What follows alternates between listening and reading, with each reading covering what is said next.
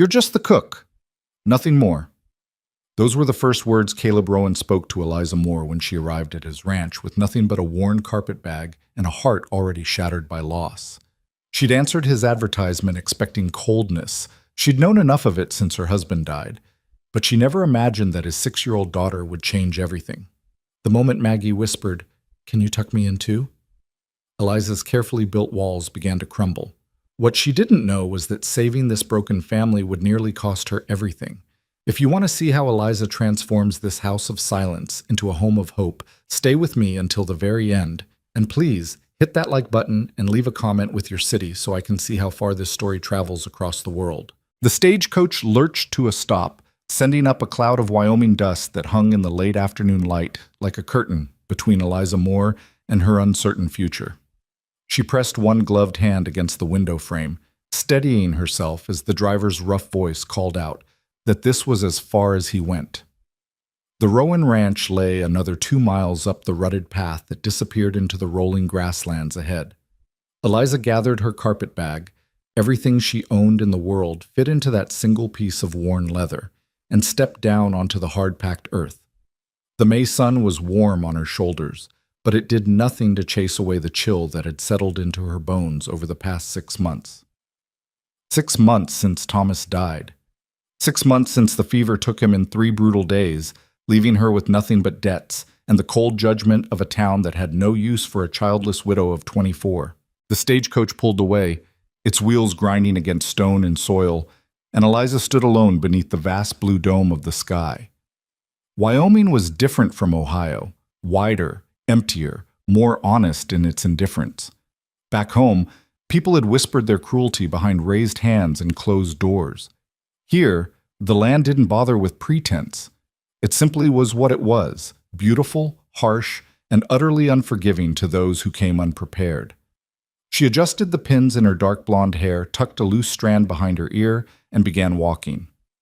The advertisement she'd answered had been brief to the point of coldness. Cook needed, room and board, no children, no expectations. See Rowan Ranch, Wyoming Territory.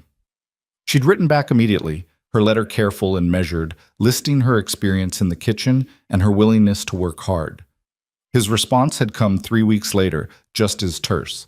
Position available. Arrive by May 15th. Wages discussed upon arrival. It wasn't a warm welcome, but it was a lifeline, and Eliza had learned not to expect warmth from the world anymore. The walk took longer than she'd anticipated. Her boots, already worn thin from too many miles, raised blisters on her heels. The carpet bag grew heavier with each step, though it couldn't have weighed more than 20 pounds.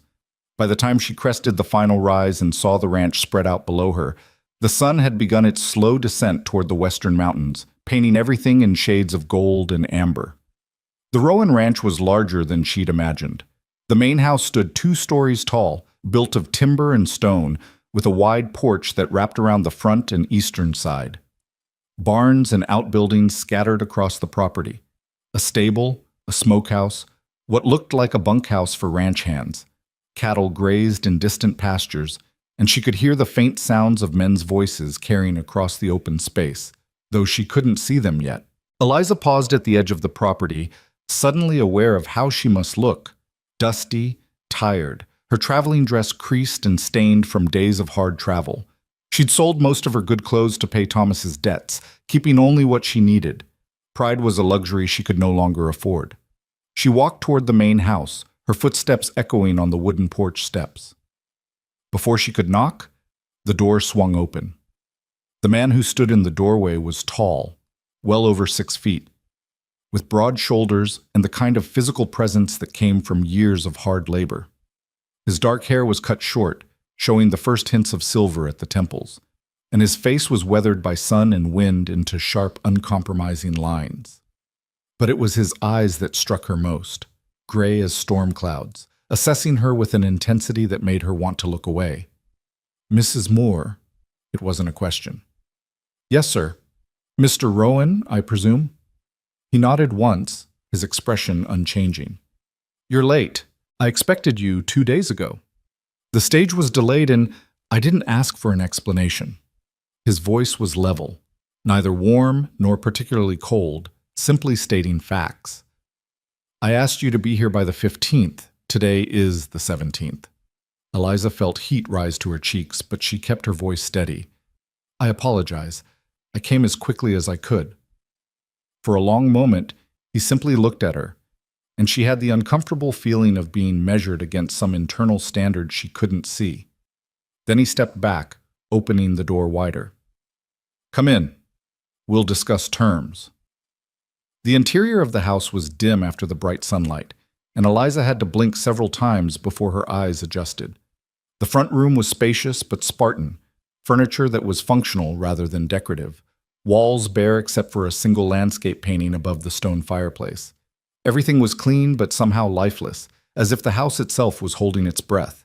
Caleb Rowan gestured toward a straight-back chair near the unlit fireplace. Sit. Eliza sat, placing her carpetbag at her feet, and waited while he remained standing. It was a deliberate choice, she realized, a way of maintaining dominance in the conversation. She'd seen Thomas use the same tactic with men who owed him money. I'll be direct, Mrs. Moore. I need someone who can cook for myself, my daughter, and 6 ranch hands. 3 meals a day, 7 days a week. You'll have Sundays after lunch to yourself. Room and board provided. There's a small bedroom off the kitchen that's yours. Wages are $30 a month.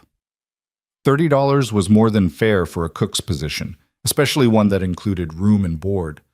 Eliza nodded. That's acceptable. I'm not finished. His gray eyes never left her face. You're here to cook, nothing more. You don't discipline my daughter. You don't make decisions about the running of this household, and you don't involve yourself in matters that don't concern you. The ranch hands eat in the bunkhouse. You'll prepare their meals and leave them in the warming oven. They don't come into this house. Is that clear? Perfectly clear, Mr. Rowan. Good. One more thing. He crossed his arms over his chest and his voice dropped slightly, taking on a harder edge. My daughter has been through a difficult time. Her mother died 2 years ago. She's fragile. She doesn't need another woman coming in here trying to replace what she lost. You'll be kind to her. You'll feed her properly, but you won't try to be something you're not. Am I understood? Eliza felt something tighten in her chest. Whether anger or sorrow, she couldn't quite tell. Mr. Rowan, I'm a widow myself. I understand loss, and I understand boundaries. You've hired me as a cook, and that's what I'll be. Something flickered across his face. Surprise, perhaps? Or maybe just a reassessment. But it was gone before she could identify it, replaced by that same impassive mask. When can you start? Now, if you like. I assume someone needs to prepare dinner. For the first time, the corner of his mouth twitched upward. Not quite a smile, but close. The kitchen's through there. He pointed toward a doorway to the right. Maggie's in her room upstairs. She knows you're coming. I've got work to finish before dark. He headed toward the front door, then paused. Mrs. Moore? The pantry's well stocked. Use what you need. And then he was gone, the door closing behind him with a solid thunk that seemed to emphasize the emptiness of the house. Eliza sat for a moment longer, letting out a breath she hadn't realized she'd been holding. So that was Caleb Rowan, wealthy, brusque, and clearly determined to keep everyone at arm's length. The kind of man who'd built walls so high, he'd forgotten what it was like to let anyone over them.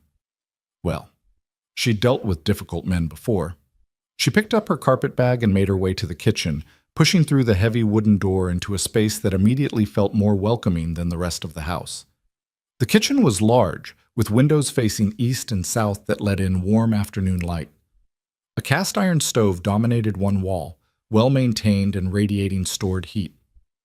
Work surfaces lined the other walls, and the pantry, when she opened it, proved to be exactly as promised, well-stocked with flour, cornmeal, beans, preserved vegetables, and even some luxury items like sugar and coffee. Someone had taken care to prepare for her arrival, even if Caleb Rowan himself seemed determined to keep her at a distance. Eliza set down her bag in the small bedroom just off the kitchen, barely large enough for a narrow bed, a dresser, and a washstand, but clean and private, and returned to begin her work. She tied on an apron she found hanging by the door, washed her hands in the basin, and assessed what she had to work with. 2 hours until dinner needed to be ready. She decided on something simple but satisfying. Beef stew with root vegetables, fresh biscuits, and dried apple pie for dessert. It was the kind of meal that would feed working men without being fancy, comfort food that would fill bellies and, she hoped, begin to build trust. She was peeling potatoes when she heard the soft creak of footsteps on the stairs. Eliza turned to find a small figure standing in the kitchen doorway. The girl couldn't have been more than 6 years old, with dark hair like her father's, but softer features, a heart-shaped face with wide, uncertain brown eyes. She wore a simple blue dress that looked recently pressed, and her hands were clasped tightly in front of her as if she wasn't sure whether she should be there. "Hello," Eliza said gently, setting down her knife. "You must be Maggie." The girl nodded but didn't speak. "I'm Mrs. Moore, but you can call me Miss Eliza if you'd like." She smiled, keeping her movements slow and unthreatening. "Would you like to help me peel potatoes?" Maggie hesitated, then shook her head, but she didn't leave. Instead, she moved a little closer, her eyes taking in every detail of Eliza's face and dress. "That's all right. You can just keep me company if you want." Eliza returned to her work, aware of the child's intense scrutiny, but not wanting to make her self-conscious about it. "I'm making stew for dinner. It was one of my husband's favorite meals." "Your husband?" Maggie's voice was soft, barely above a whisper. "Yes, his name was Thomas. He died last year." The girl was quiet for a long moment. Then, "My mama died too." Eliza's hand stilled on the potato she was holding. She looked at Maggie, really looked at her, and saw the same grief she'd been carrying for 6 months reflected in those young eyes. "I know, sweetheart. Your father told me. I'm very sorry." "Papa doesn't talk about her anymore."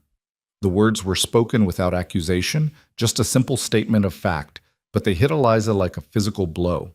She set down the potato and dried her hands on her apron, then crouched down so she was at eye level with the child.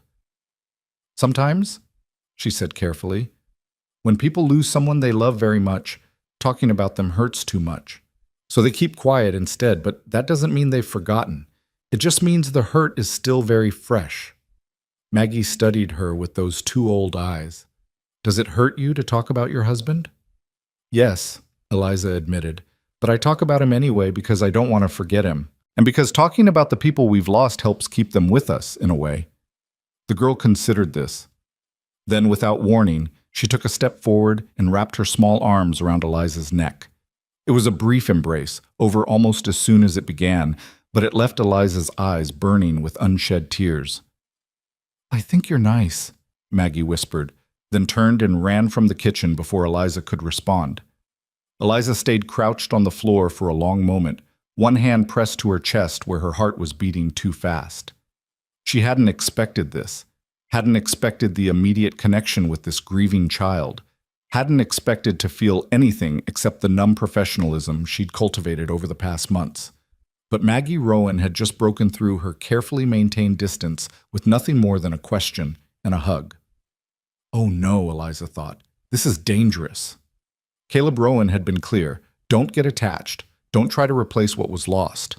But how was she supposed to maintain that distance when his daughter was clearly starving for connection? When those brown eyes held the same grief and loneliness that Eliza saw in her own mirror every morning? She stood, wiping roughly at her eyes, and returned to the potatoes. She would do her job. She would cook and clean and maintain proper boundaries. But she wouldn't be cold to that child. She couldn't be. Whatever Caleb Rowan thought about attachment and replacement, his daughter needed more than just food on a plate. The stew came together beautifully, the kitchen filling with rich, savory aromas as the beef and vegetables simmered together. The biscuits rose golden and perfect in the oven. The apple pie cooled on the windowsill, its crust flaky and inviting. By the time the dinner hour arrived, Eliza had prepared and set out the ranch hand's meal in the warming oven as instructed. She'd set the kitchen table for 3 with simple but clean dishes, and she'd changed from her dusty traveling dress into the one clean work dress she'd kept, brushing out her hair and repinning it into a simple bun. Caleb appeared precisely at 6 o'clock, his face and hands freshly washed, his expression as unreadable as before. Maggie came down moments later, slipping quietly into her chair. "Smells good," Caleb said, which might have been the highest compliment he was capable of giving. Eliza served them both, then fixed her own plate and sat down. For a few minutes, the only sound was the scrape of silverware against dishes. The stew, if she did say so herself, had turned out well, The meat tender, the vegetables perfectly cooked, the broth rich with flavor. "This is excellent, Mrs. Moore." Caleb's voice held a note of genuine surprise. "Thank you, Mr. Rowan. Papa, can Miss Eliza read me a story after dinner?" Maggie's question was directed at her father, but her eyes were on Eliza. Caleb's jaw tightened almost imperceptibly. "Mrs. Moore has work to do. She doesn't have time for stories." "Actually," Eliza heard herself say, despite her better judgment, "I'd be happy to, if you don't mind, Mr. Rowan. After I've cleaned up the kitchen, of course." The look he gave her was sharp enough to cut glass. "I thought we were clear about boundaries, Mrs. Moore." "We were, but I don't see how reading a child a story before bed crosses any boundaries. It's a kindness, not an attempt to replace anyone." The silence that followed was thick with tension. Maggie's eyes moved between the two adults, her small face anxious. Eliza held Caleb's gaze, refusing to back down, even as her heart hammered in her chest. Finally, Caleb set down his fork. "One story, nothing more. And Maggie, you go to sleep right after. Understand?" The girl's face lit up with a smile that transformed her entirely. "Yes, Papa. Thank you." The rest of the meal passed in careful neutrality. Caleb asked no personal questions and volunteered no information about himself. Eliza kept the conversation focused on practical matters: what time meals should be served, dietary preferences, whether there were any special occasions coming up that would require extra cooking. When dinner ended, Caleb excused himself to check on the livestock one final time before dark. Maggie helped Eliza clear the table, chattering now about her favorite stories and her cat that lived in the barn and how she'd learned to rope a fence post just last week.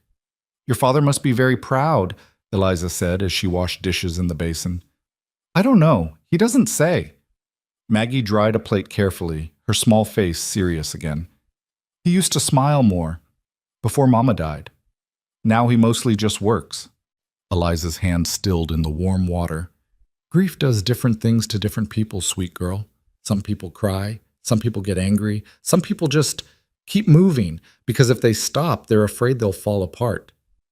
Which kind are you?" The question was so direct, so honest, that Eliza couldn't help but smile even as tears pricked her eyes again. "I'm the kind who keeps moving, just like your papa." Maggie nodded as if this made perfect sense. "That's why he hired you, I think. Because you understand."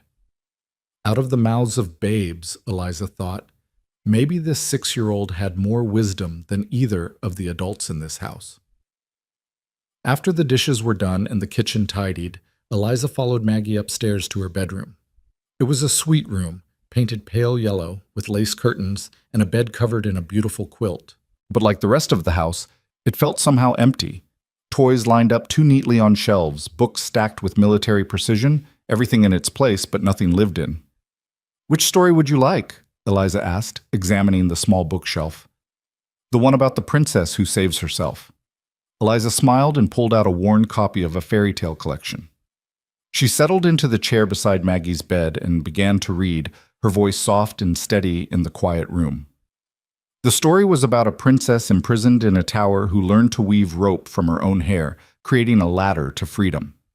It was a good story, one about resourcefulness and courage rather than waiting for rescue. Maggie listened intently, her eyes growing heavier as the story progressed. By the time Eliza reached the end, the girl was yawning. "Time for sleep now," Eliza said, closing the book. "Miss Eliza?" Maggie's voice was drowsy. "Will you tuck me in?" Eliza's breath caught. This was exactly what Caleb had warned against, crossing boundaries, trying to be something she wasn't. But how could she refuse such a simple request? How could she deny this grieving child a moment of comfort? She stood and pulled the quilt up to Maggie's chin, smoothing it gently. "There you go, all tucked in." "Thank you." Maggie's eyes were already closing. "I'm glad you're here." Eliza felt something crack open inside her chest, something she'd kept carefully locked away since Thomas died. "So am I, sweetheart. So am I." She was halfway to the door when Maggie spoke again, her voice barely audible. "Can you tuck me in tomorrow too?" Eliza turned back, looking at the small figure already half asleep in the bed. Tomorrow, and the day after that, and the day after that. A series of tomorrows stretching out into an uncertain future. each one an opportunity to either maintain safe distance or risk connection. "We'll see," she said softly, though in her heart she already knew the answer. She closed the door quietly and made her way back downstairs, her mind churning. The kitchen was dark except for the glow of banked coals in the stove. She lit a lamp and sat down at the table, suddenly exhausted. This was supposed to be simple. She was supposed to cook, keep her head down, save money, and eventually move on to what? She didn't know. She'd been so focused on escaping Ohio, on finding any lifeline that would pull her away from the suffocating judgment and memories, that she hadn't thought beyond this moment. But now there was Maggie, with her brown eyes full of unspoken sadness, and her simple requests that shouldn't have felt so weighted with meaning. And there was Caleb Rowan, stern and distant, building walls to protect himself and his daughter from any more hurt. Eliza knew all about walls. She'd built enough of her own. The front door opened and closed, and she heard Caleb's footsteps in the hall. He appeared in the kitchen doorway, still in his work clothes, dust on his boots. His eyes found her immediately. "She's asleep," Eliza reported before he could ask. He nodded, some of the tension leaving his shoulders. "Thank you." "Mr. Rowan, I need to ask you something." Eliza stood, squaring her shoulders. "Your daughter is grieving. I can see it as clearly as I can see my own grief in the mirror. And while I respect your boundaries, I can't be cold to her. I won't be. If that's a problem, tell me now, and I'll move on in the morning." He was quiet for a long moment, his expression unreadable in the lamplight. Then he moved further into the kitchen, pulling out a chair and sitting down heavily.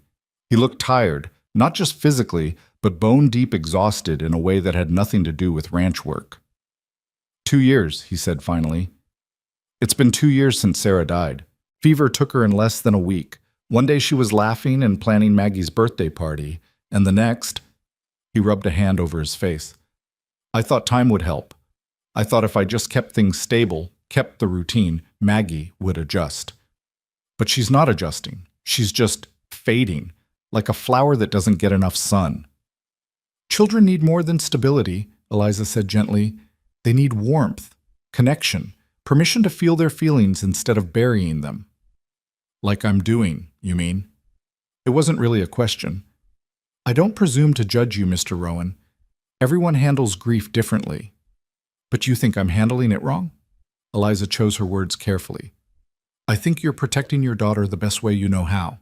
But sometimes protection can look a lot like isolation."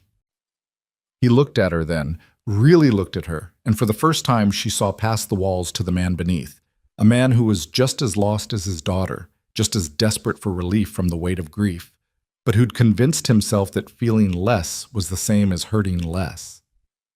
"I can't lose her too," he said quietly. "If I let myself feel everything, I'm afraid I'll break.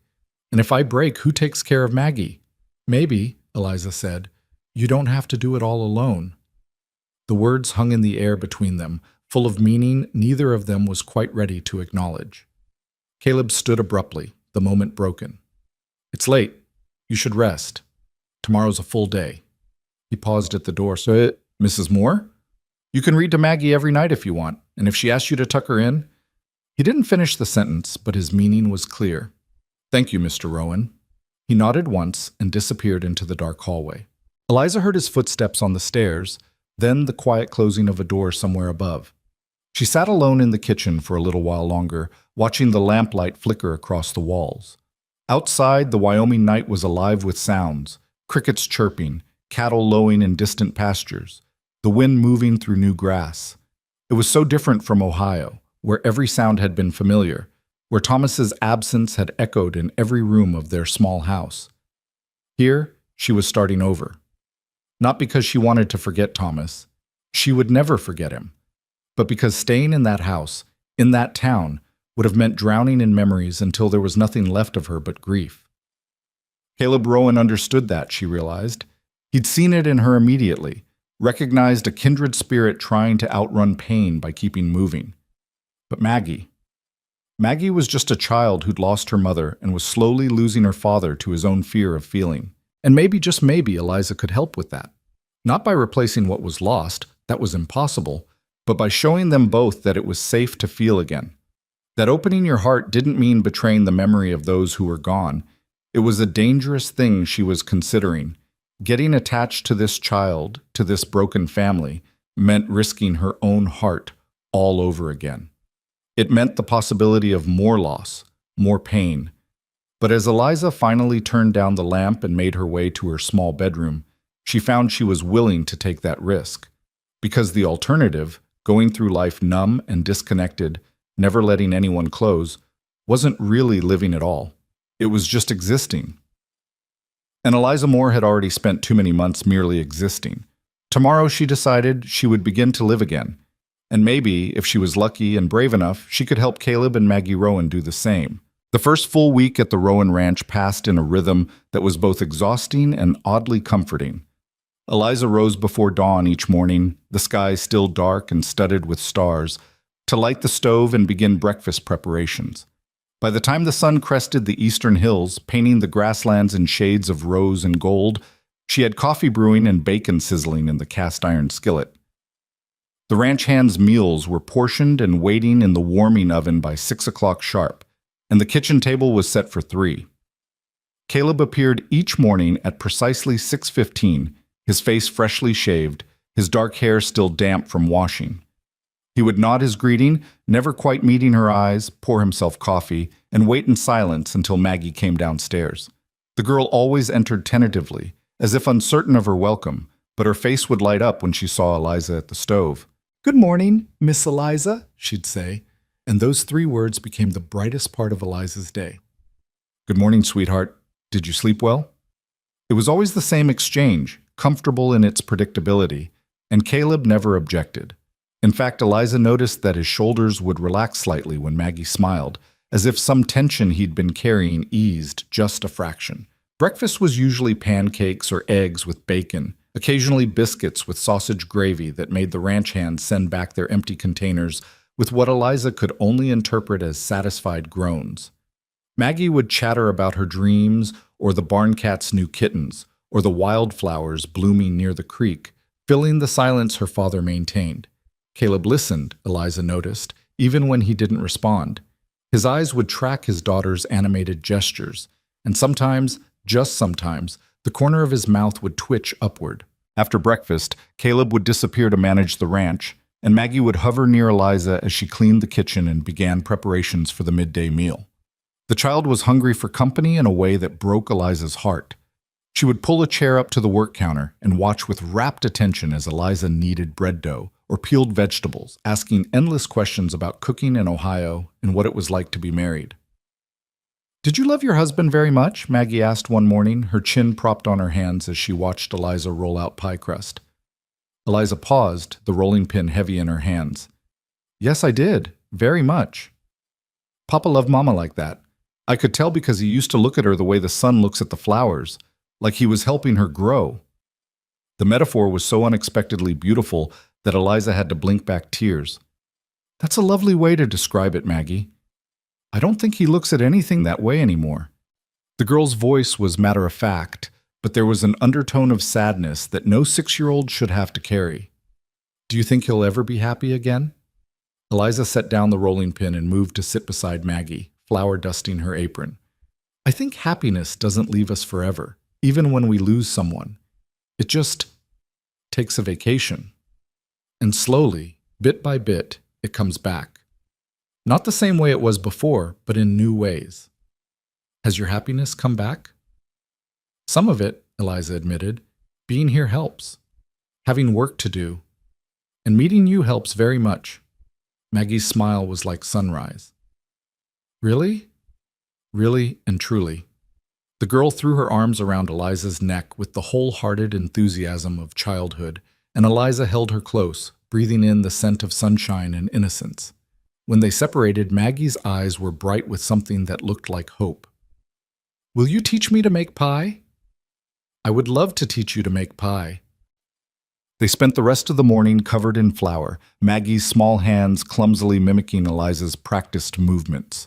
The crust was uneven and the filling leaked slightly, but when it came out of the oven that afternoon, golden and fragrant, Maggie's pride was palpable. "Papa has to try it first," she insisted. "Can we save him the biggest piece?" "Of course we can." That evening, when Caleb came in for dinner and saw the slightly lopsided pie cooling on the counter, he raised an eyebrow.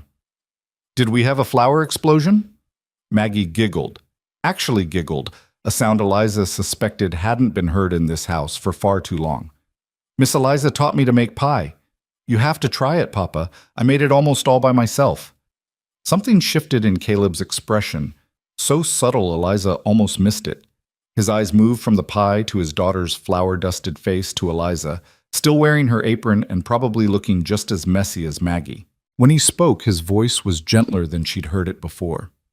"Then I'm sure it's the best pie I'll ever taste." At dinner, he took a large bite and made a show of savoring it, his eyes closing as if in ecstasy. Delicious. Absolutely perfect. "Really?" Maggie was practically bouncing in her chair. "Would I lie to you?" He reached over and tugged gently on one of her braids, and for just a moment Eliza caught a glimpse of the man he must have been before grief hardened him. Warm, playful, present. The moment passed quickly, his walls sliding back into place. But it had happened, and Eliza filed it away as evidence that Caleb Rowan wasn't as unreachable as he pretended to be. The days lengthened as May gave way to June, and the ranch came alive with activity. Calves were branded, fences were mended, and the garden plot behind the kitchen began to sprout with the vegetables Eliza had planted in the early morning hours. She found she loved the physical work, the ache in her muscles at day's end, the dirt under her fingernails, the tangible evidence of growth and life. Maggie became her constant shadow, helping to water the seedlings and pull weeds, narrating elaborate stories about the adventures of garden vegetables. The tomato plants were a family of explorers. The bean vines were climbing to reach a castle in the clouds. The carrots were secret agents tunneling to China. "You have quite an imagination," Eliza said, smiling as Maggie explained that the squash were actually sleeping dragons. "Mama used to tell me stories.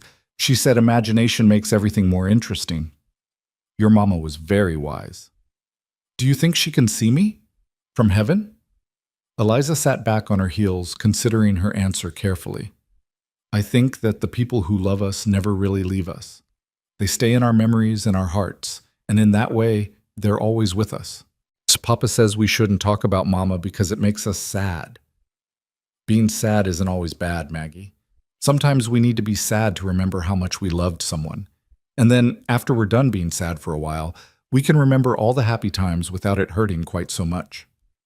The girl thought about this, her young face serious. "I like talking about Mama with you. It doesn't hurt as much as I thought it would. You can talk about her whenever you want to." And Maggie did. Over the following weeks, as they worked in the garden or prepared meals together, stories of Sarah Rowan emerged. How she sang while she cooked. How she wore her hair in a complicated braid that Maggie could never quite replicate. How she made up silly songs about chickens and taught Maggie to dance in the kitchen when it rained. Eliza listened to every story, honoring the memory of a woman she'd never met but was coming to respect deeply. Sarah Rowan had clearly been full of life and love, the kind of mother every child deserved. No wonder her loss had hollowed out this family.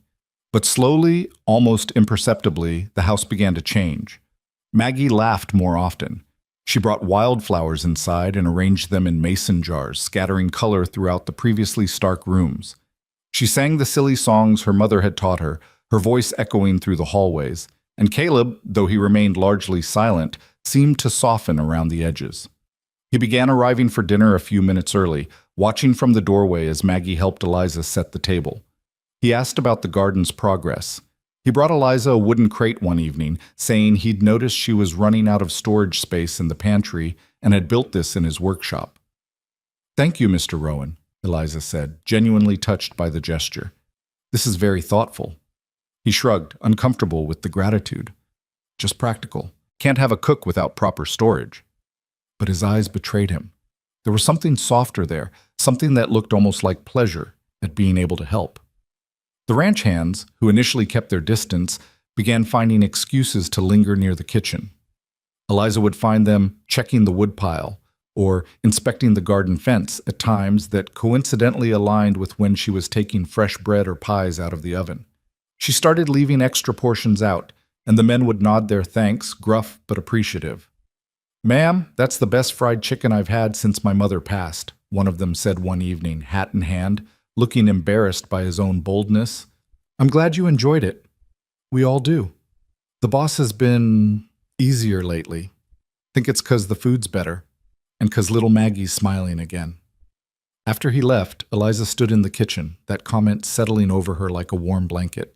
She was making a difference here, not just feeding people, but helping to heal something that had been broken. It was both exhilarating and terrifying. One warm afternoon in mid-June, Eliza was in the garden harvesting the first radishes when she heard hoofbeats approaching.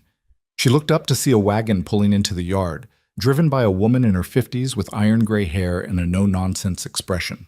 Beside her sat a younger woman, perhaps Eliza's age, dressed in a fine traveling suit. "You must be the new cook," the older woman called out, climbing down from the wagon with surprising agility. "I'm Ruth Campbell. My husband owns the ranch to the south. This is my daughter, Victoria." Eliza wiped her hands on her apron and stood, suddenly conscious of how she must look, dirt-stained and wind-blown. "Eliza Moore. Pleased to meet you. We heard Caleb had finally hired someone. Thought we'd come introduce ourselves." Ruth's eyes were sharp and assessing, taking in every detail. "How long have you been here?" "About 5 weeks now." "And how are you finding it? Caleb's not the easiest man to work for, I imagine." There was something in the woman's tone that put Eliza on guard. "He's been perfectly professional." Victoria stepped forward, her smile not quite reaching her eyes. "And little Maggie, how is she adjusting to having another woman in the house?" "She seems to be doing well." "Poor thing, losing her mother so young." Victoria's voice dripped with sympathy that felt performative. "Of course, she needs a woman's influence, someone to guide her into proper young ladyhood. I've told Caleb repeatedly that I'd be happy to help in that regard." Ruth shot her daughter a look that clearly meant be subtle, but Victoria either didn't notice or didn't care. "We should have tea," Ruth said. "Get to know each other properly. After all, we're the closest neighbors, only 12 miles apart." Eliza couldn't refuse without being rude, so she led them into the kitchen and put the kettle on. As she prepared tea and arranged some cookies on a plate, she was acutely aware of Victoria's eyes following her every movement. "This kitchen is quite well organized," Victoria observed. "Much better than when poor Sarah was alive. She was a dear woman, but not the most practical housekeeper." Eliza bit back her first response. "I wouldn't know. I never met her." "Oh, of course not. Well, I knew her quite well. Caleb and I have known each other since childhood, you see. Our families hoped we might—" She trailed off delicately. "But then he met Sarah and well, love makes fools of us all, doesn't it?" The subtext was clear. Victoria had wanted Caleb for herself, and now, with Sarah gone, she was positioning herself to finally claim him. "How nice that you remained friends," Eliza said neutrally, pouring tea. "More than friends, really. Almost family." Victoria accepted her cup with a gracious smile. "Which is why I feel it's my duty to ensure Maggie is being properly cared for. Children can be so easily influenced, especially by—" She paused delicately. "Temporary employees." The emphasis on temporary was deliberate, a reminder that Eliza was hired help, not family, no matter how close she might become to Maggie. Ruth cleared her throat. "What Victoria means is that we're here to support Caleb however we can. It's been a difficult 2 years for him." "I'm sure it has been." "He needs a proper wife," Victoria continued, abandoning all pretense of subtlety. "Someone who understands his position in the community, who can manage his household and help raise Maggie with the right values. Someone of appropriate standing.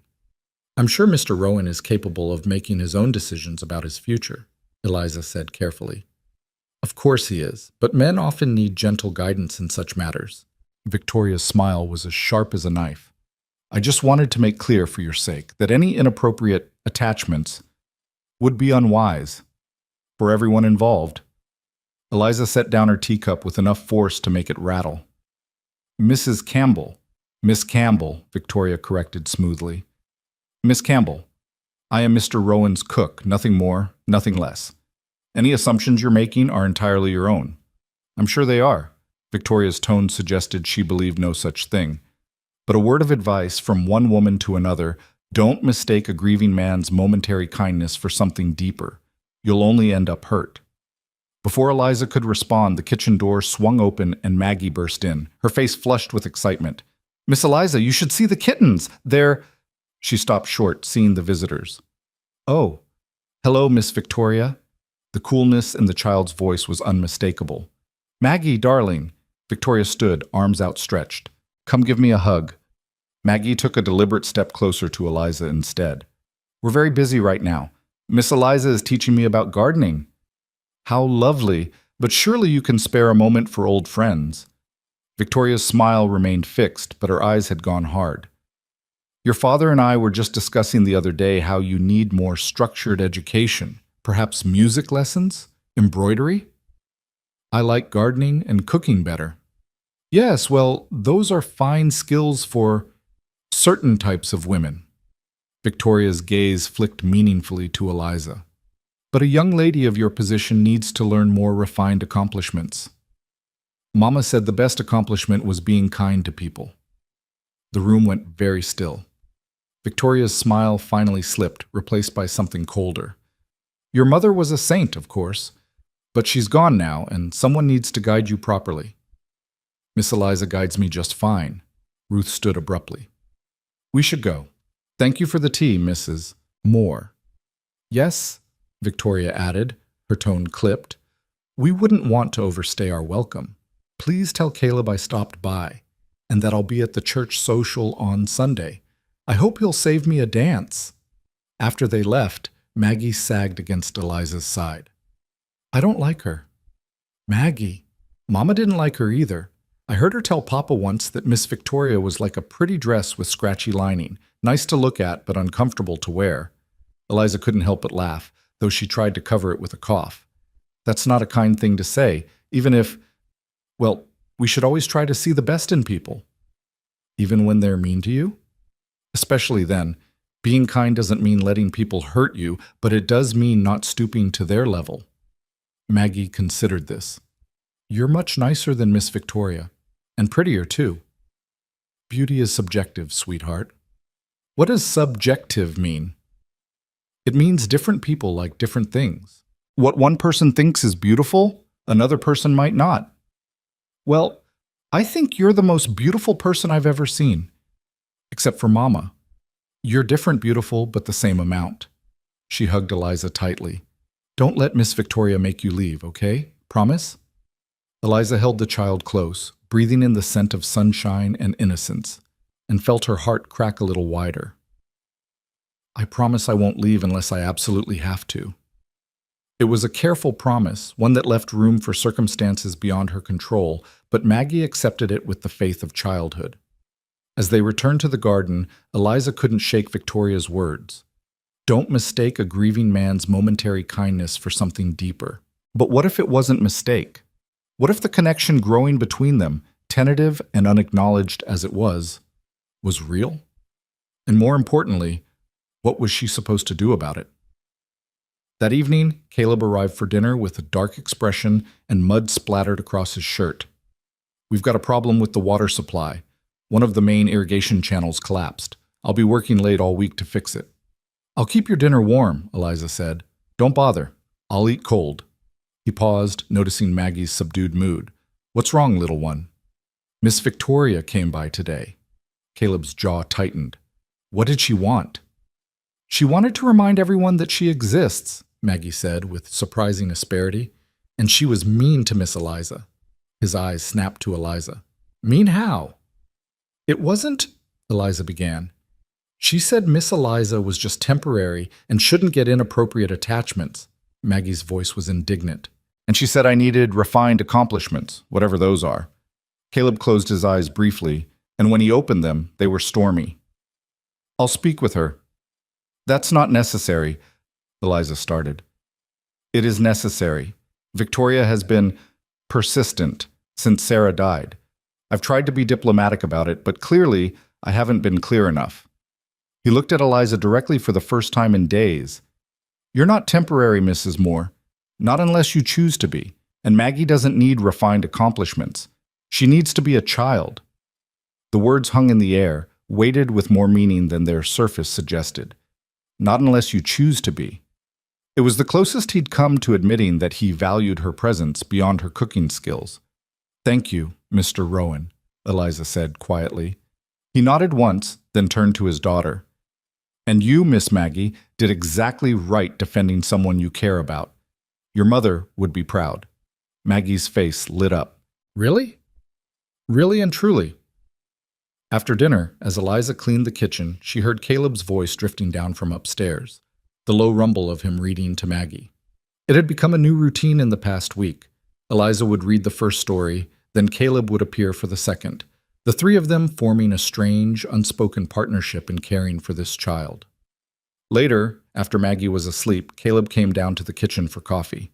He looked exhausted, his hair mussed from running his hands through it, his shirt sleeves rolled up to reveal forearms corded with muscle and crisscrossed with small scars. I should apologize, he said without preamble. For Victoria's behavior, she has expectations that I've never encouraged but also never explicitly shut down. That was cowardice on my part. Eliza poured him coffee and pushed the cup across the table. You don't owe me an explanation. Maybe not, but I owe you respect. You've done more for Maggie in 6 weeks than anyone else has managed in 2 years, including me. He stared into his coffee. She laughs again. Did you notice? Real laughter, not the polite kind she was doing before. I noticed. I'd forgotten what it sounded like. His voice was rough. I'd forgotten what a lot of things sounded like, what they felt like. After Sarah died, it was like all the color drained out of the world. Everything was gray and flat and distant. I went through the motions because Maggie needed me to, but I wasn't really present. Eliza sat down across from him, her hands wrapped around her own cup. I know that feeling. I know you do. That's why I hired you. I saw it in your letter, that same emptiness. I thought someone who understood grief wouldn't expect me to be anything other than what I was. And now? He finally looked up, meeting her eyes. Now I'm starting to wonder if staying empty is the same thing as staying safe. The honesty in his voice struck her like a physical blow. Here was a man who'd armored himself in silence and distance, admitting that maybe, just maybe, he was tired of being alone. I can't promise I have all the answers, Eliza said carefully. I'm still figuring out how to keep breathing most days. But you're trying. That's more than I've been doing. You've been protecting your daughter. That takes tremendous strength. Or tremendous fear. He smiled, but there was no humor in it. I've been so afraid of Maggie getting attached to someone else who might leave that I've been leaving her myself, just emotionally checking out. How messed up is that? Human, Eliza said. It's human. We all do the best we can with the tools we have. They sat in companionable silence for a while, the kitchen warm and quiet around them. Outside, crickets sang their evening chorus, and somewhere in the distance a coyote howled. It was a lonely sound, and Eliza found herself thinking about all the lonely people in the world, each one trying to protect themselves from more pain by closing off their hearts. Victoria's not wrong about one thing, Caleb said eventually. You could do better than this place, than us. What makes you think I want better? Because you're young, you're talented, and you deserve more than cooking for a broken family on a remote ranch. Eliza set down her cup and leaned forward. Mr. Rowan, Caleb, you're not broken. Grieving, yes. Hurting, definitely, but not broken. And neither is Maggie. You're both just healing at your own pace. He studied her face as if trying to memorize it. Why did you really come here, Eliza? The use of her first name sent a small thrill through her. Because I needed somewhere to heal too, and because... She hesitated, then decided on honesty. Because I was drowning in Ohio. Every street corner reminded me of Thomas. Every pitying look from the neighbors made it harder to breathe. I needed distance to remember who I was before I was a wife, before I was a widow. And have you remembered? I'm starting to. Caleb reached across the table, his hand hovering near hers but not quite touching. Thank you for giving Maggie her laugh back. I didn't realize how much I missed it until I heard it again. She's an easy child to love. So you do love her. It wasn't really a question, and Eliza didn't pretend otherwise. Yes, I do. I know that complicates things, but I can't help it. She reminds me of all the good things in the world that I thought I'd lost. His hand finally closed over hers, warm and calloused and solid. I'm glad. She needs someone to love her without reservation. I've been so busy protecting her that I forgot to just love her loudly. It's not too late. No, he agreed, his thumb brushing across her knuckles in a gesture so gentle it made her throat tight. It's not too late. They stayed like that for a long moment, connected by touch and understanding, before Caleb pulled away, standing abruptly. I should let you get some rest. Tomorrow's another long day. For both of us. He paused at the door, looking back. Eliza, I meant what I said. You're not temporary. Not unless you want to be. After he left, Eliza sat in the dark kitchen, her hand still warm where his had been, her heart beating too fast in her chest. This was dangerous territory. Getting attached to Maggie was one thing. Children were easy to love. But Caleb? That was something else entirely. He was her employer. He was grieving. He was a wealthy rancher with a position in the community, and she was a penniless widow with nothing to offer but her cooking skills and her company. But more than that, loving him meant risking her heart again. It meant opening herself up to the possibility of more loss, more pain. She'd barely survived losing Thomas. Could she really take that chance again? The answer, she realized, was already forming in her heart whether she wanted it to or not. Because somewhere between the flour-dusted pie lessons and the bedtime stories and the quiet conversations in lamplight, she'd started falling for both of them, the serious, wounded man and his bright, brave daughter. And there wasn't a thing she could do to stop it. The weeks that followed brought a shift so subtle that Eliza couldn't pinpoint exactly when things changed, only that they had. Caleb started lingering in the kitchen after breakfast, nursing his coffee and watching as she and Maggie worked together. He'd offer observations about the weather or mention which sections of fence needed mending, his voice less guarded than before. Sometimes he'd even smile at Maggie's chatter, a real smile that reached his eyes and made him look years younger. The ranch hands noticed too. Eliza overheard them talking one afternoon as she hung laundry on the line behind the kitchen, their voices carrying from the barn. Boss seems different lately, less like a thundercloud waiting to break.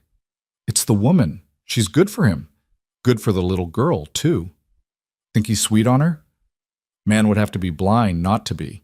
Question is whether he'll do anything about it. Eliza's hands stilled on the sheet she was pinning, her cheeks burning.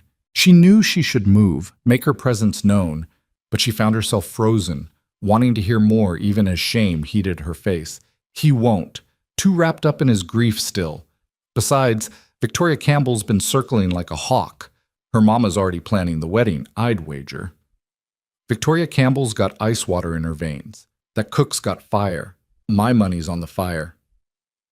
Their laughter faded as they moved deeper into the barn, and Eliza forced herself to continue hanging laundry with shaking hands. Fire. Was that how others saw her? She'd spent so long feeling frozen, numb, empty, that the idea of being fire seemed almost laughable. But maybe they were right. Maybe coming to Wyoming, starting over, choosing to feel again instead of staying safely numb. Maybe that was its own kind of fire. July arrived with scorching heat that turned the grasslands golden and made the air shimmer with mirages. The garden required constant watering, and Eliza found herself rising even earlier to tend it before the sun climbed too high. Maggie would often join her, the two of them working in companionable silence as dawn painted the sky in watercolor shades of pink and orange. One morning, as they knelt between rows of tomato plants heavy with green fruit, Maggie spoke without preamble. "Miss Eliza, do you think Papa will ever get married again?" Eliza's hand stilled in the dirt. "I don't know, sweetheart.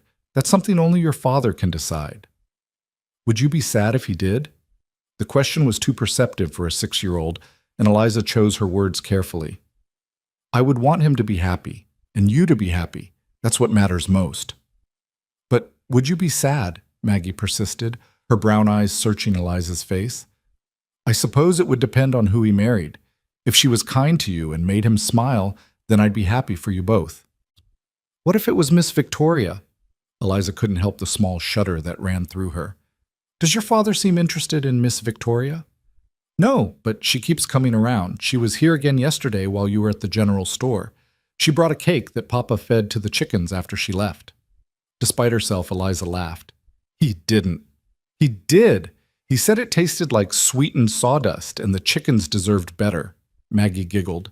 Then he said not to tell anyone because it wouldn't be gentlemanly. Well, your secret's safe with me. Maggie was quiet for a moment, pulling weeds with unnecessary force. I don't want him to marry Miss Victoria. I want him to marry you. The words hung in the morning air, impossible to take back, and Eliza felt her heart stumble in her chest. Maggie, I know I'm not supposed to say it, but it's true.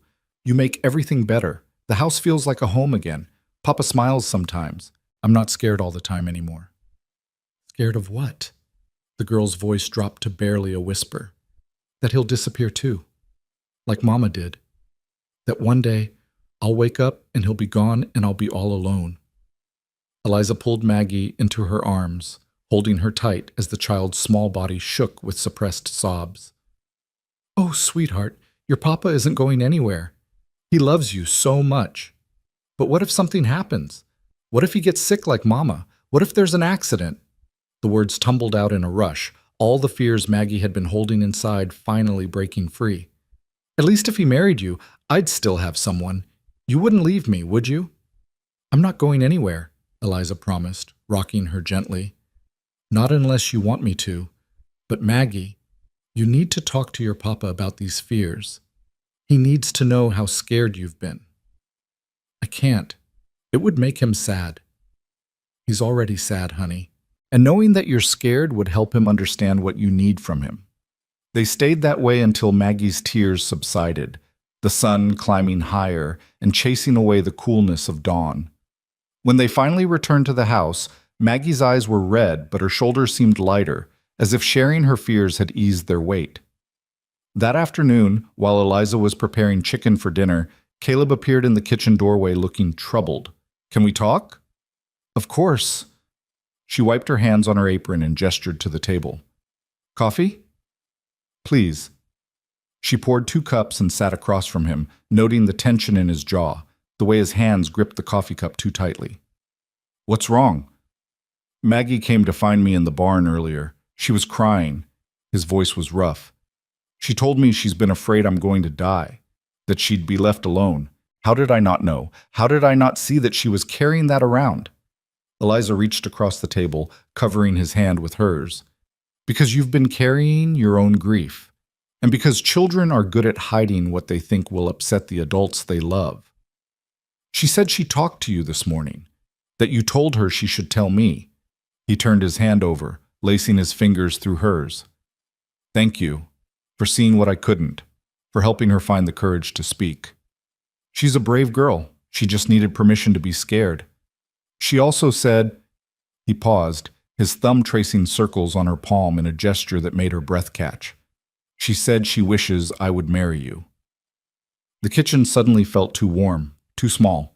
Eliza's heart hammered against her ribs. Caleb, she's 6. She doesn't understand. Doesn't she? His gray eyes held hers, intense and searching. Children often see things more clearly than adults. They haven't learned yet to complicate simple truths. And what truth is that? That you've become essential to us. That this house only feels like a home when you're in it.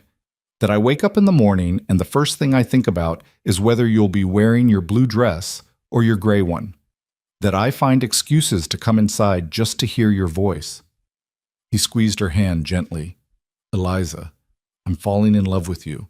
I think I have been since the day you stood in my kitchen and told me you understood loss. The words should have terrified her. They should have sent her running, protecting her still healing heart from the risk of more pain, but instead she felt something inside her chest crack open, letting in light. I'm scared, she admitted. I lost Thomas and it nearly destroyed me. The thought of loving someone again, of risking that kind of loss. I know. I'm scared too. Terrified, actually. His smile was crooked, vulnerable. But I'm more scared of spending the rest of my life half alive, going through the motions but never really feeling anything. You've reminded me what it's like to actually live, and I don't want to go back to just existing. This is complicated. I work for you. People will talk. Let them talk. I don't care about Victoria Campbell's opinion or anyone else's. I care about you, about Maggie, about building a life that has joy in it again. He stood, pulling her to her feet, his hands framing her face with a gentleness that made her eyes sting. I'm not asking you to decide anything right now. I just needed you to know, to understand that what's growing between us, it's real, at least for me. For me too, she whispered, and saying it out loud made it true in a way it hadn't been before. I love Maggie, and I'm falling in love with you. But Caleb, what if... He silenced her with a kiss, soft and sweet and tasting of coffee and promise. It was nothing like the passionate kisses she'd shared with Thomas in their youth. This was gentler, more tentative, two broken people finding their way carefully toward each other. When he pulled back, his forehead rested against hers. We don't have to have all the answers today. We'll figure it out together, one day at a time. The sound of the front door slamming made them spring apart. Maggie's voice called out, Miss Eliza, I'm hungry. Can we have those cookies you made? Caleb laughed, the sound rusty but genuine. Duty calls. Apparently, Eliza touched her fingers to her lips, still feeling the ghost of his kiss. Caleb, one day at a time sounds perfect. The following weeks passed in a haze of heightened awareness. Every accidental brush of hands felt electric. Every shared glance across the dinner table held weight. Caleb found reasons to help in the kitchen, their shoulders bumping as they worked side by side. Eliza caught herself watching him through the window as he worked with the horses, admiring the strength in his movements, the patience in his voice. They were careful around Maggie, not wanting to confuse her or make promises they weren't ready to keep. But the child seemed to sense the shift anyway, her smiles growing wider, her laughter coming more freely. Papa whistled today, she announced one evening at dinner. A whole song. He hasn't done that since Mama was alive. Caleb's ears turned red. I was in a good mood. Because of Miss Eliza, Maggie said with the blunt confidence of childhood. Everything's better because of Miss Eliza. Everything's better because we're all learning to be happy again, Eliza corrected gently. All three of us together. It was a perfect moment, the three of them gathered around the table, easy and comfortable in each other's presence. Eliza let herself imagine a future of such moments, stretching out into years. Maggie growing up with laughter in her life. Caleb smiling more often than he frowned. Herself, finally home after months of wandering. She should have known better than to trust in perfect moments. They never lasted. The fire started on a Wednesday afternoon in late July, when the heat had climbed past 100 degrees and the air was so dry it seemed to crackle. Caleb and the ranch hands were in the far pastures, mending a fence that the cattle had knocked down. Maggie was supposed to be in her room, resting during the hottest part of the day while Eliza prepared dinner. But children are curious creatures, and barn cats are unpredictable, and fate doesn't care about supposed-to-bes. Eliza was peeling apples for a pie when she heard it, a sharp crack followed by the frightened whinny of horses. She dropped her knife and ran to the window, her heart already knowing what her mind refused to accept. Smoke was pouring from the barn, black and thick, and rising fast. And somewhere in that smoke, she could hear a child screaming. Maggie! She didn't think. Thinking would have meant acknowledging danger, calculating risks, choosing safety over action. Instead, she simply ran, her legs pumping as fast as they would go, her lungs already burning from the smoke that seemed to be everywhere now. The barn doors were open, and she could see orange flames licking up the far wall where hay was stored. The horses were panicking in their stalls, and there, crouched in the corner near the tack room, was Maggie, frozen with terror as a beam above her head began to smolder. Maggie, come to me, Eliza screamed over the roar of the flames. I can't. My foot's stuck. Eliza plunged into the smoke, her eyes streaming, her throat closing. She could feel the heat of the fire on her skin, could hear the ominous groan of wood about to give way. She reached Maggie and saw that the child's foot was wedged beneath a fallen saddle rack. Hold on to me, Eliza commanded, lifting the rack with strength she didn't know she had. Maggie's foot came free, and Eliza scooped her up, turning back toward the door just as the burning beam above them gave way with a shriek of tortured wood. The impact drove Eliza to her knees, her back erupting in searing pain as the beam struck her shoulders. She kept her body curved over Maggie, protecting the child even as her vision began to gray at the edges. The smoke was too thick, too hot, stealing the air from her lungs. She tried to stand, but her legs wouldn't obey. The world tilted sideways, and she could hear Maggie crying, could feel small hands tugging at her dress, but everything was getting darker, farther away. Then there were other hands, stronger ones, lifting the beam off her back. Caleb's voice, hoarse with panic. "I've got you. Both of you. Hold on." He carried them both out. Eliza barely conscious, Maggie sobbing hysterically, emerging from the barn just as the roof began to collapse inward. The ranch hands were already there with buckets, fighting to keep the flames from spreading to the other buildings. Caleb laid them on the grass, his hands shaking as he checked them over. Maggie had some minor burns and would smell like smoke for days, but she was alive, relatively unharmed. Eliza was less fortunate. The beam had torn through her dress and the flesh beneath, and blood was seeping through the fabric at an alarming rate. "Someone ride for the doctor," Caleb shouted, his face ashen. "Now!" "Papa, is Miss Eliza going to die?" Maggie's voice was small and terrified. "Like Mama?" "No." The word was fierce, definitive. "No, she's not going to die. I won't let her." But even as he said it, Eliza could see the fear in his eyes, the same helpless terror he must have felt watching Sarah slip away. History repeating itself, loss compounding loss. "Caleb?" she managed to whisper, her voice raw from smoke. "Maggie? She's safe. Because of you. You saved her." His hands were pressing something against her back, trying to staunch the bleeding, and his face was too close to hers, his eyes too bright. "Why did you run in there? You could have died." "Had to. She's—" Eliza's voice faded, consciousness slipping. "Love her. Love you both. Don't you dare." His voice cracked. "Don't you dare say goodbye to me. You're going to be fine. The doctor's coming. You're going to be fine." But the darkness was pulling at her, insistent and heavy.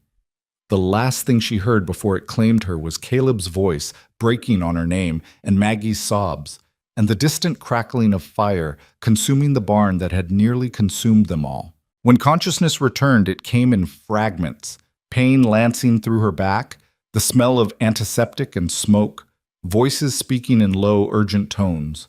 She tried to move and immediately regretted it as agony shot through every nerve. "Easy." Caleb's face swam into focus above her, haggard and unshaven. "Don't move. The doctor said you need to stay still." "How long?" Her voice was barely a rasp. 2 days. You've been in and out." His hand found hers, gripping it like a lifeline. "The burns are bad, Eliza, and there's some damage to your shoulder where the beam hit. Doc says you'll heal, but it's going to take time." "Maggie?" "She's fine. A little smoke inhalation, some minor burns on her hands. She's been in here every waking moment, refusing to leave your side." He smiled, but it was strained. "I finally got her to go eat something. She'll be back any minute." Eliza looked around and realized she was in her small bedroom off the kitchen. Someone had made it as comfortable as possible. Extra pillows, fresh linens, a pitcher of water on the nightstand. Through the doorway, she could see into the kitchen, where late afternoon sunlight slanted across the floor. "The barn?" "Gone. We managed to save the other buildings, but the barn's a total loss." He rubbed his free hand over his face. "I don't care about the barn. I almost lost both of you. When I saw that smoke, when I heard Maggie screaming—" He couldn't finish, his voice breaking. "I'm sorry. I didn't think. You saved my daughter's life." The intensity in his voice made her breath catch. "You ran into a burning building without hesitation because Maggie needed you. Do you understand what that means to me? What you mean to me?" "Caleb, I thought I'd lost you. I thought I was going to have to watch someone else I loved die. And I realized that I can't do this halfway anymore. I can't pretend what I feel for you is anything less than everything." He brought her hand to his lips, pressing a kiss to her knuckles. "When you're healed, when you're strong again, I'm going to ask you properly. But I need you to know now, I love you, Eliza Moore, completely, entirely, with every part of me that knows how to love." Tears slipped down her temples into her hair. "I love you too, so much it terrifies me." "Good. Because I'm terrified too. But I'm done letting fear make my decisions." He leaned down, kissing her forehead with exquisite gentleness. "We'll figure out the rest. Together." The door burst open and Maggie flew in. her face lighting up when she saw Eliza's eyes open. "You're awake! Papa said you might sleep all day again, but you're awake." "Come here, sweetheart." Eliza's voice was weak but warm. Maggie climbed carefully onto the bed, mindful of Eliza's injuries. "I was so scared. I thought you were going to die like Mama, and it would be my fault because I shouldn't have gone in the barn, but there was a kitten, and shh. It's okay. It wasn't your fault. Accidents happen." Eliza brushed the hair back from Maggie's face. "Are you hurt?" "My hands got a little burned, but Doc wrapped them up and they barely hurt anymore. Not like your back." The child's eyes filled with tears. "I'm sorry you got hurt saving me." "I'm not sorry, not for 1 second. You're worth 100 burned barns and 1,000 injured backs." Eliza pulled her closer, ignoring the pain it caused. "I would do it again in a heartbeat." Maggie buried her face in Eliza's shoulder, crying softly. Caleb moved to sit on the other side of the bed, his hand resting on Maggie's back, and for a moment they were a tableau of relief and love and hard-won hope. "Miss Eliza?" Maggie's voice was muffled. "Are you going to stay forever now?" Eliza met Caleb's eyes over his daughter's head, seeing the question there, the vulnerability, the desperate hope that mirrored her own. "Yes, sweetheart. If your papa wants me to, I'm going to stay forever." "I want you to," Caleb said immediately, "more than anything." "Then it's settled." Maggie sat up, wiping her eyes, and for the first time since the fire, she smiled. "We're going to be a real family." The days that followed were difficult ones. Eliza's injuries kept her bedridden, dependent on others for the first time in her life. Caleb hired a temporary cook from town, but the woman was brisk and efficient where Eliza had been warm, and Maggie spent more time sulking in Eliza's room than anywhere else.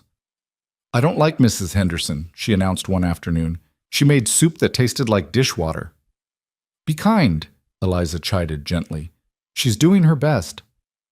"Her best isn't as good as your best." Caleb, who'd been reading in the corner, looked up with a smile. "No arguing with that logic." As Eliza healed, slowly, painfully, the three of them fell into a new rhythm. Caleb would carry her to a chair on the porch in the morning so she could feel the sun on her face and watch the ranch come alive. Maggie would sit at her feet, reading aloud or chattering about the new kittens or the progress on the barn reconstruction. In the evenings, Caleb would read to them both, his deep voice a comfort in the gathering dark. It was during one of these evenings, with the lamp casting warm shadows and Maggie dozing against Eliza's side, that Caleb set down his book and reached into his pocket. "I know this isn't the most romantic setting," he began, his voice nervous in a way she'd never heard before. "And I know you're still healing, but I've waited long enough, and I don't want to wait anymore." He opened a small box, revealing a simple gold band with a single small diamond. "This was my grandmother's. It's not fancy, but it's been in my family for 3 generations. Sarah never wanted to wear it. She preferred something more modern, so it's been in my drawer all these years." He took Eliza's hand carefully, mindful of her still healing injuries. "Eliza Moore, will you marry me? Will you be my wife, Maggie's mother, and my partner in building a life that has joy in it again?"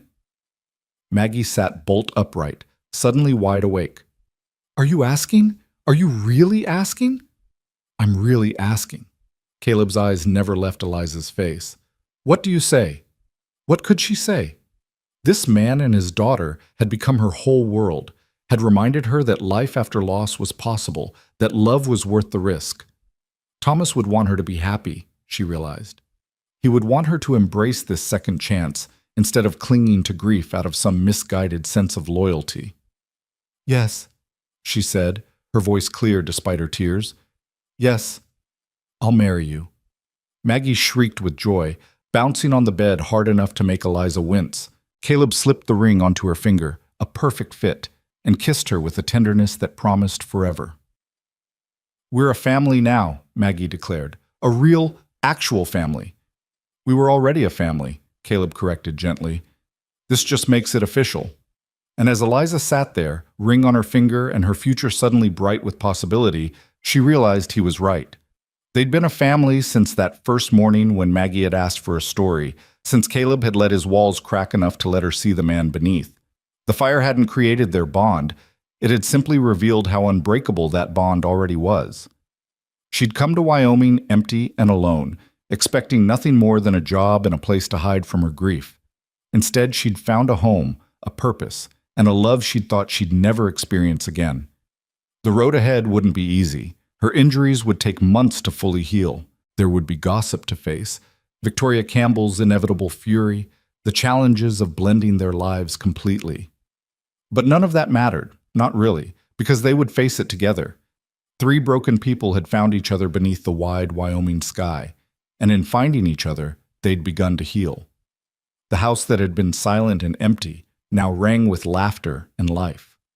The man who'd forgotten how to feel was learning to love again. The child who'd been afraid of losing everyone had gained a family that would never let her go.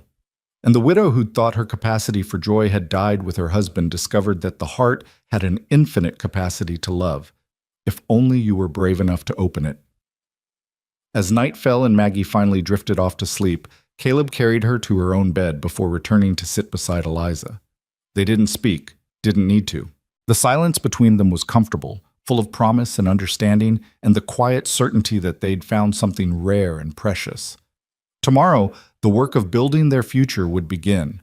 But tonight, in this moment, everything was perfect exactly as it was. The morning light found them still sitting together, Caleb dozing in the chair beside her bed, while Eliza watched the dawn paint the kitchen walls in shades of amber and rose. Her back ached with a persistent throb that no amount of laudanum could fully erase, but the ring on her finger caught the early light and made everything else seem bearable. She twisted it gently, still marveling that it was real, that this wasn't some fever dream conjured by pain and longing. Caleb stirred, his eyes opening slowly before focusing on her face. "You should be sleeping." "I was too happy to sleep." She smiled at him, noting the lines of exhaustion around his eyes. "You should go rest properly. You can't keep spending nights in that chair." "I'm not leaving you alone." "I'm not alone. Mrs. Henderson is sleeping in the spare room upstairs, and Maggie will be up soon." She reached for his hand. "Please, Caleb. You're no good to anyone if you collapse from exhaustion." He stood reluctantly, bending to kiss her forehead. "A few hours. That's all. Then I'm coming back. Take as long as you need. I'm not going anywhere." After he left, Eliza lay in the growing light, listening to the sounds of the ranch waking up around her.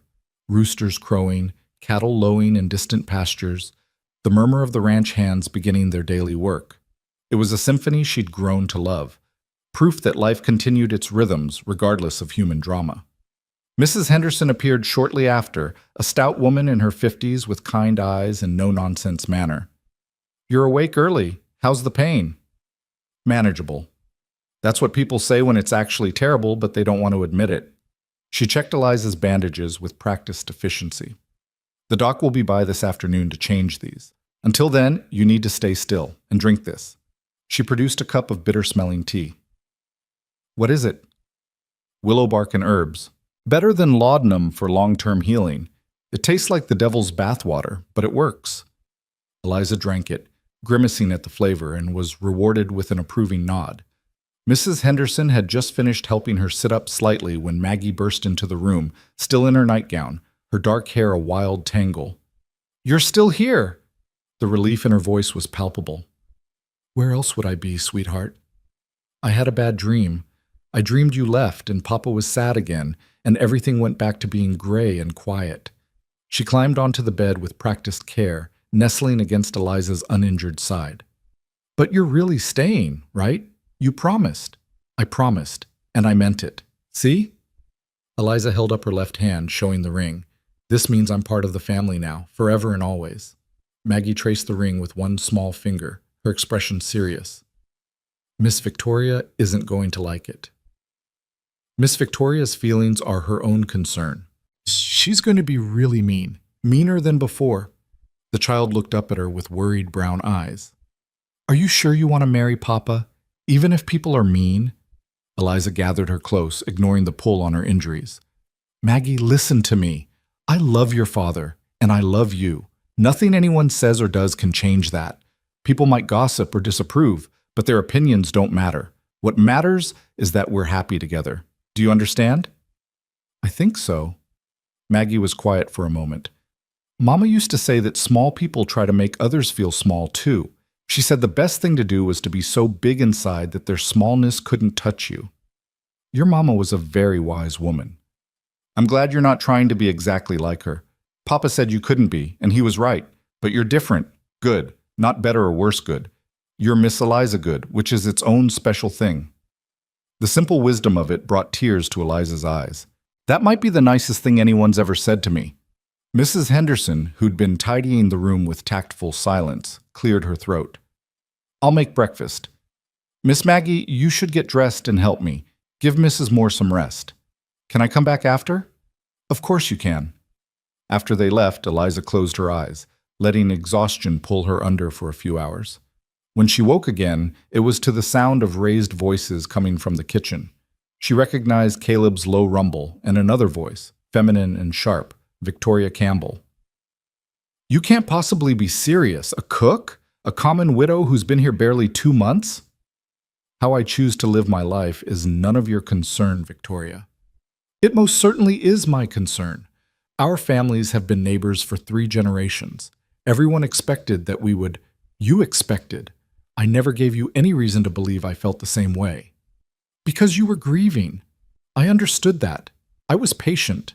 And now you throw me over for a woman who has nothing, no family, no connections, no standing in the community? Eliza's stomach twisted with a mixture of anger and shame. Everything Victoria said was true. She had nothing to offer Caleb except herself. What right did she have to think that was enough? What she has, Caleb said, his voice dangerously quiet, is kindness, courage, and genuine love for my daughter. She ran into a burning building to save Maggie's life. She makes this house feel like a home again. And I love her. That's all that matters. You're making a mistake. You're letting loneliness and gratitude cloud your judgment. In 6 months, you'll realize what you've done, and by then it will be too late. The only mistake I've made is allowing you to harbor false hope for 2 years. I should have been clearer from the beginning. I'm sorry if I hurt you, Victoria, but my decision is final. I see. Victoria's voice had gone cold. I hope you know what you're bringing on yourself. On all of you. This town won't accept her easily. Not as your wife. People will talk. They'll speculate about whether she used Maggie to trap you, whether this was her plan all along. Then they can talk. I stopped caring about gossip when Sarah died, and half the town couldn't be bothered to check on a grieving widower and his daughter. The front door slammed hard enough to rattle the windows, and Eliza heard Caleb's heavy footsteps crossing the kitchen. He appeared in her doorway, his face flushed with anger and something that looked like shame. You heard. Most of it. He came to sit beside her, taking her hand. I'm sorry you had to hear that. Victoria has no right. She's not entirely wrong, though, is she? Eliza's voice was quiet. I don't have family or connections or standing. I am just a cook who's been here 2 months. People will think I manipulated you. Eliza, Tim. I'm not saying I regret accepting your proposal. I'm saying I understand what we're facing. She squeezed his hand. Your life would be easier if you married someone like Victoria, someone the community would accept without question. My life would be miserable if I married Victoria. He lifted her hand to his lips. I don't care about easy, Eliza. I care about real. And what we have, what we're building, that's real. What if Maggie gets hurt by the gossip? Children can be cruel. Then we'll teach her how to hold her head high and not let small people make her feel small. He smiled slightly. Apparently Sarah used to say something like that. Maggie told me this morning. She told me too. Eliza studied his face, seeing the determination there, but also the worry he was trying to hide. Caleb, be honest with me. Are you sure about this? Really sure? Because once we announce our engagement publicly, there's no taking it back without causing even more talk.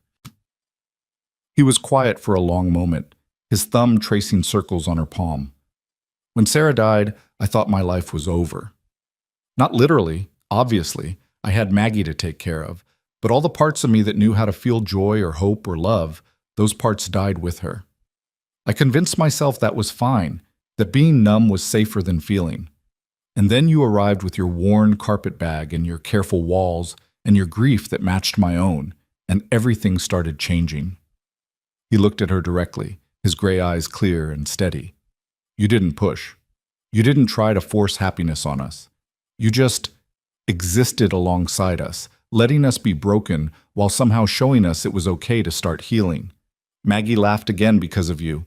I remembered how to smile because of you. And when I thought I'd lost you in that fire, I realized that being numb wasn't safer. It was just a slower way of dying. Tears streamed down Eliza's face. I feel the same way.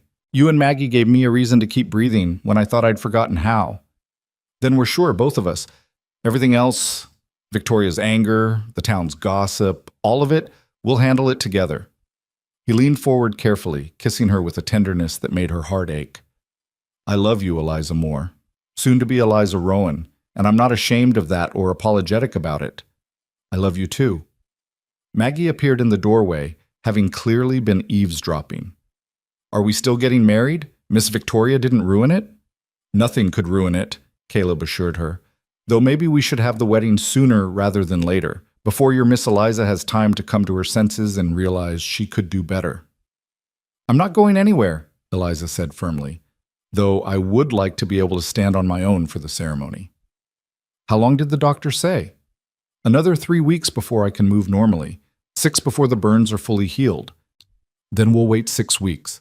I want you to have the wedding you deserve, not one where you're in pain through the whole thing. But fate, it seemed, had other plans.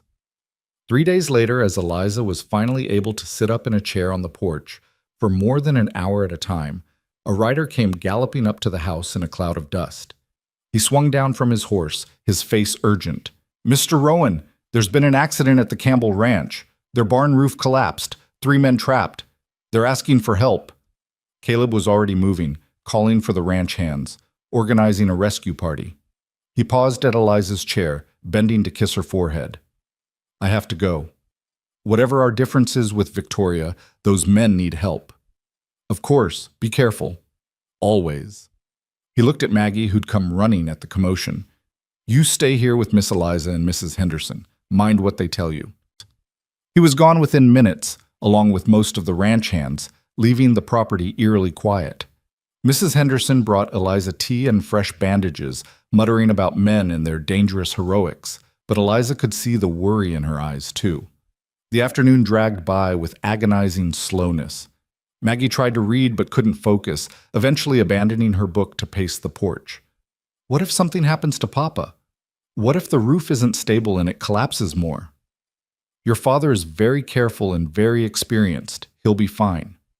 But even as she said it, Eliza felt her own anxiety mounting. They'd just found each other, just committed to a future together.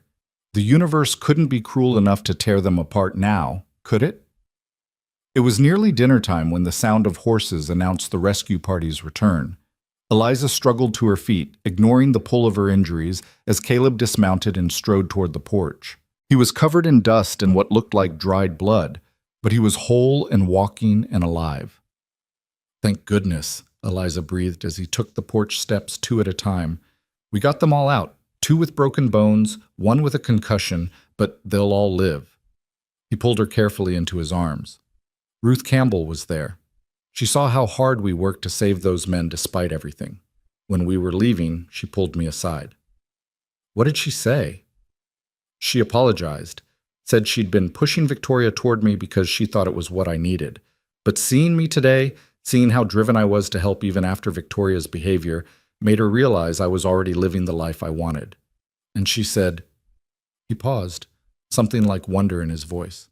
She said Sarah would have approved of you, that Sarah always believed love could find us more than once if we were brave enough to accept it.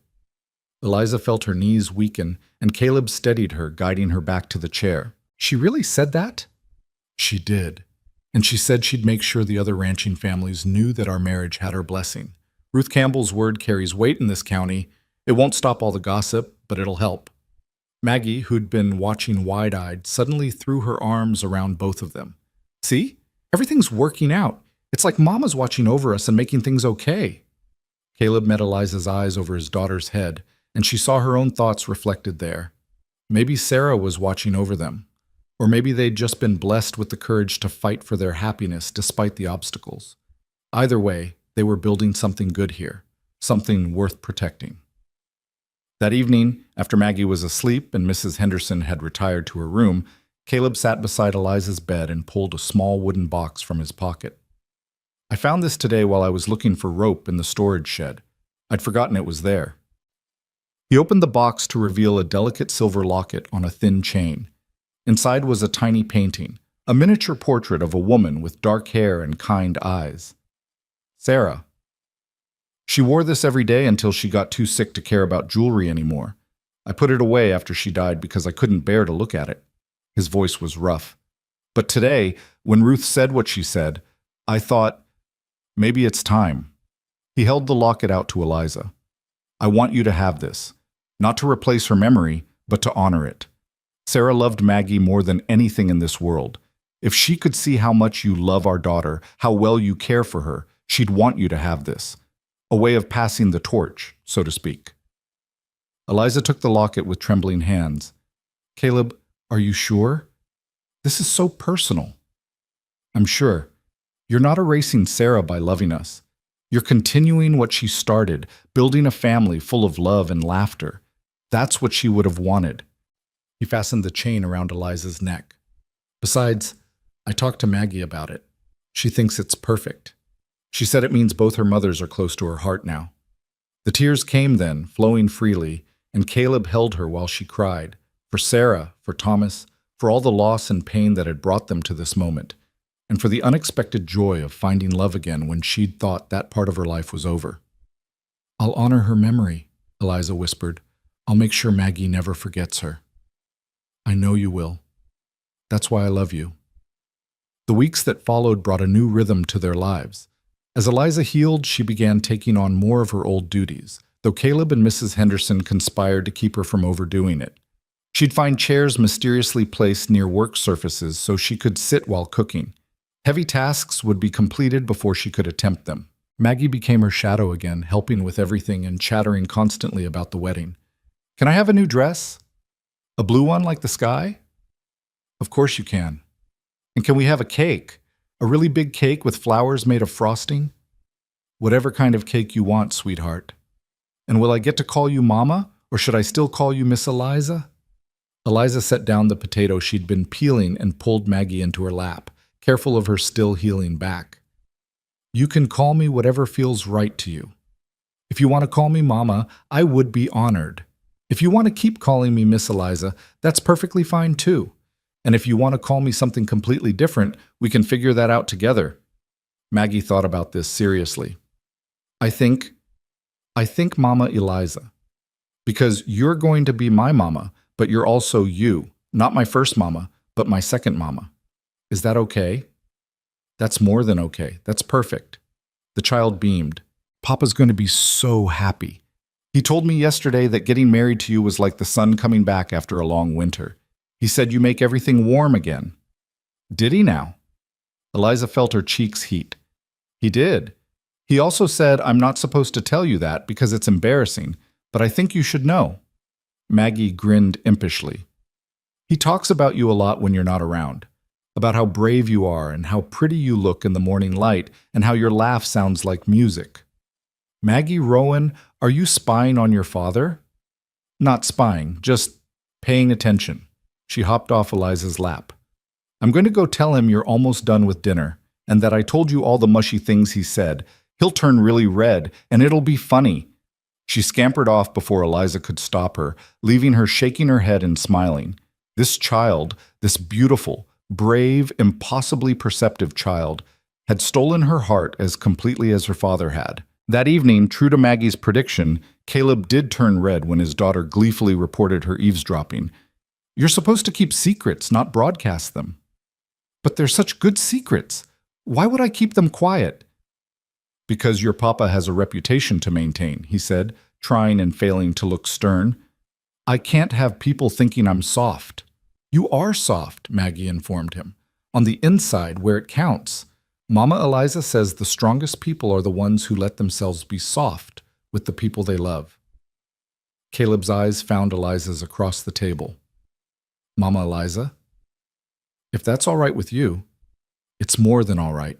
His voice was thick with emotion. It's perfect.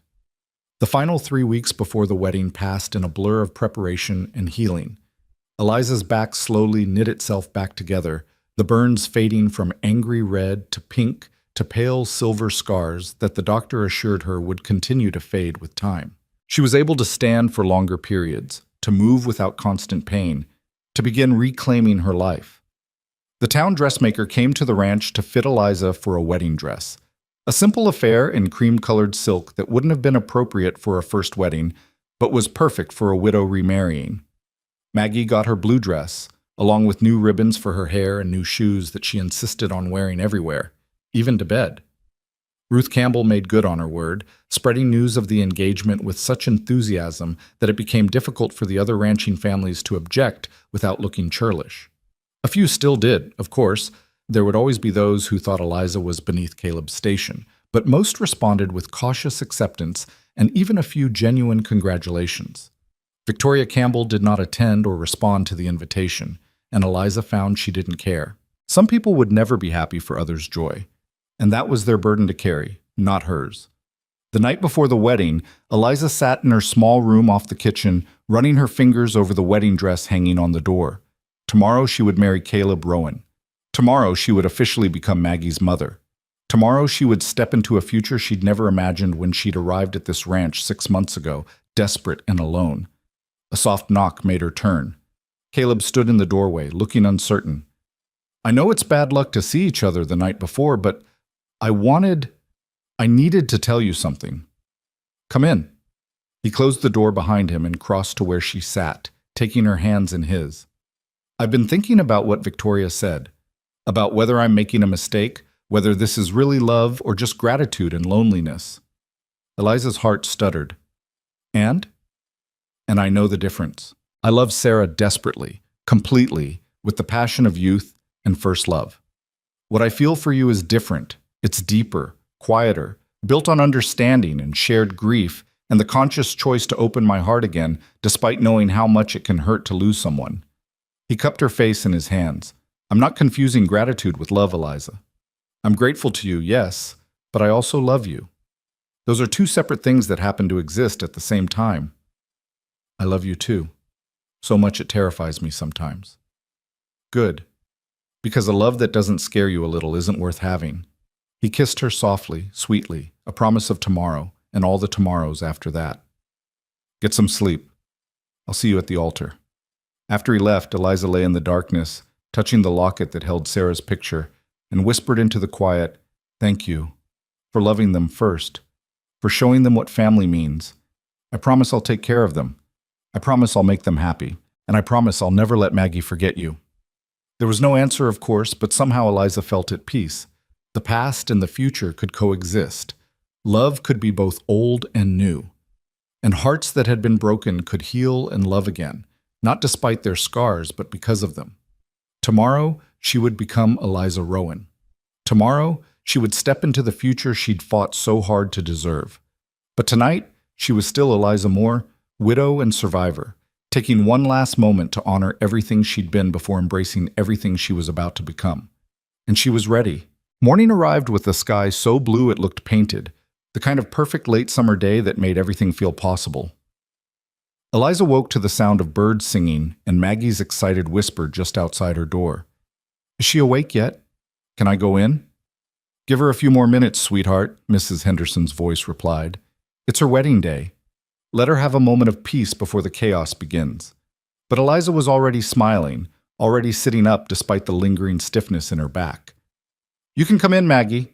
The door burst open and Maggie flew in, still in her nightgown, her dark hair wild around her face.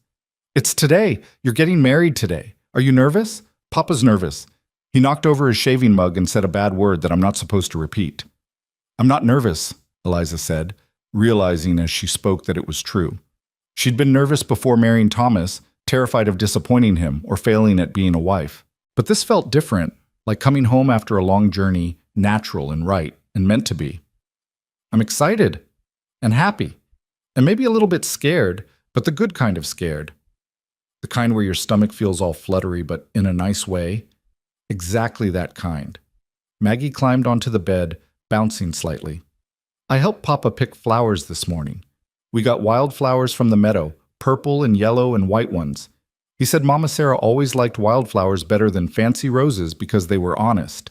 What does that mean? Eliza pulled Maggie close, breathing in the sunshine smell of her hair. It means they grow where they want to grow, without anyone telling them to. They're beautiful just by being themselves. Like you and Papa. You didn't try to be fancy or different. You just were yourselves, and that's why you fit together. The wisdom of children never ceased to amaze her. That's exactly right, sweetheart. Mrs. Henderson appeared with breakfast on a tray. Fresh bread, eggs, berries, and coffee, so strong it could wake the dead. Eat! You'll need your strength. The ceremony's at 2 o'clock, and we've got a lot to do before then. The next few hours passed in a flurry of activity. Eliza bathed with Maggie's help, the girl chattering nonstop about who was coming and what food would be served, and whether Eliza thought the new barn would be finished by winter. Mrs. Henderson brushed and pinned Eliza's hair into an elegant twist, weaving in some of the wildflowers Caleb had picked.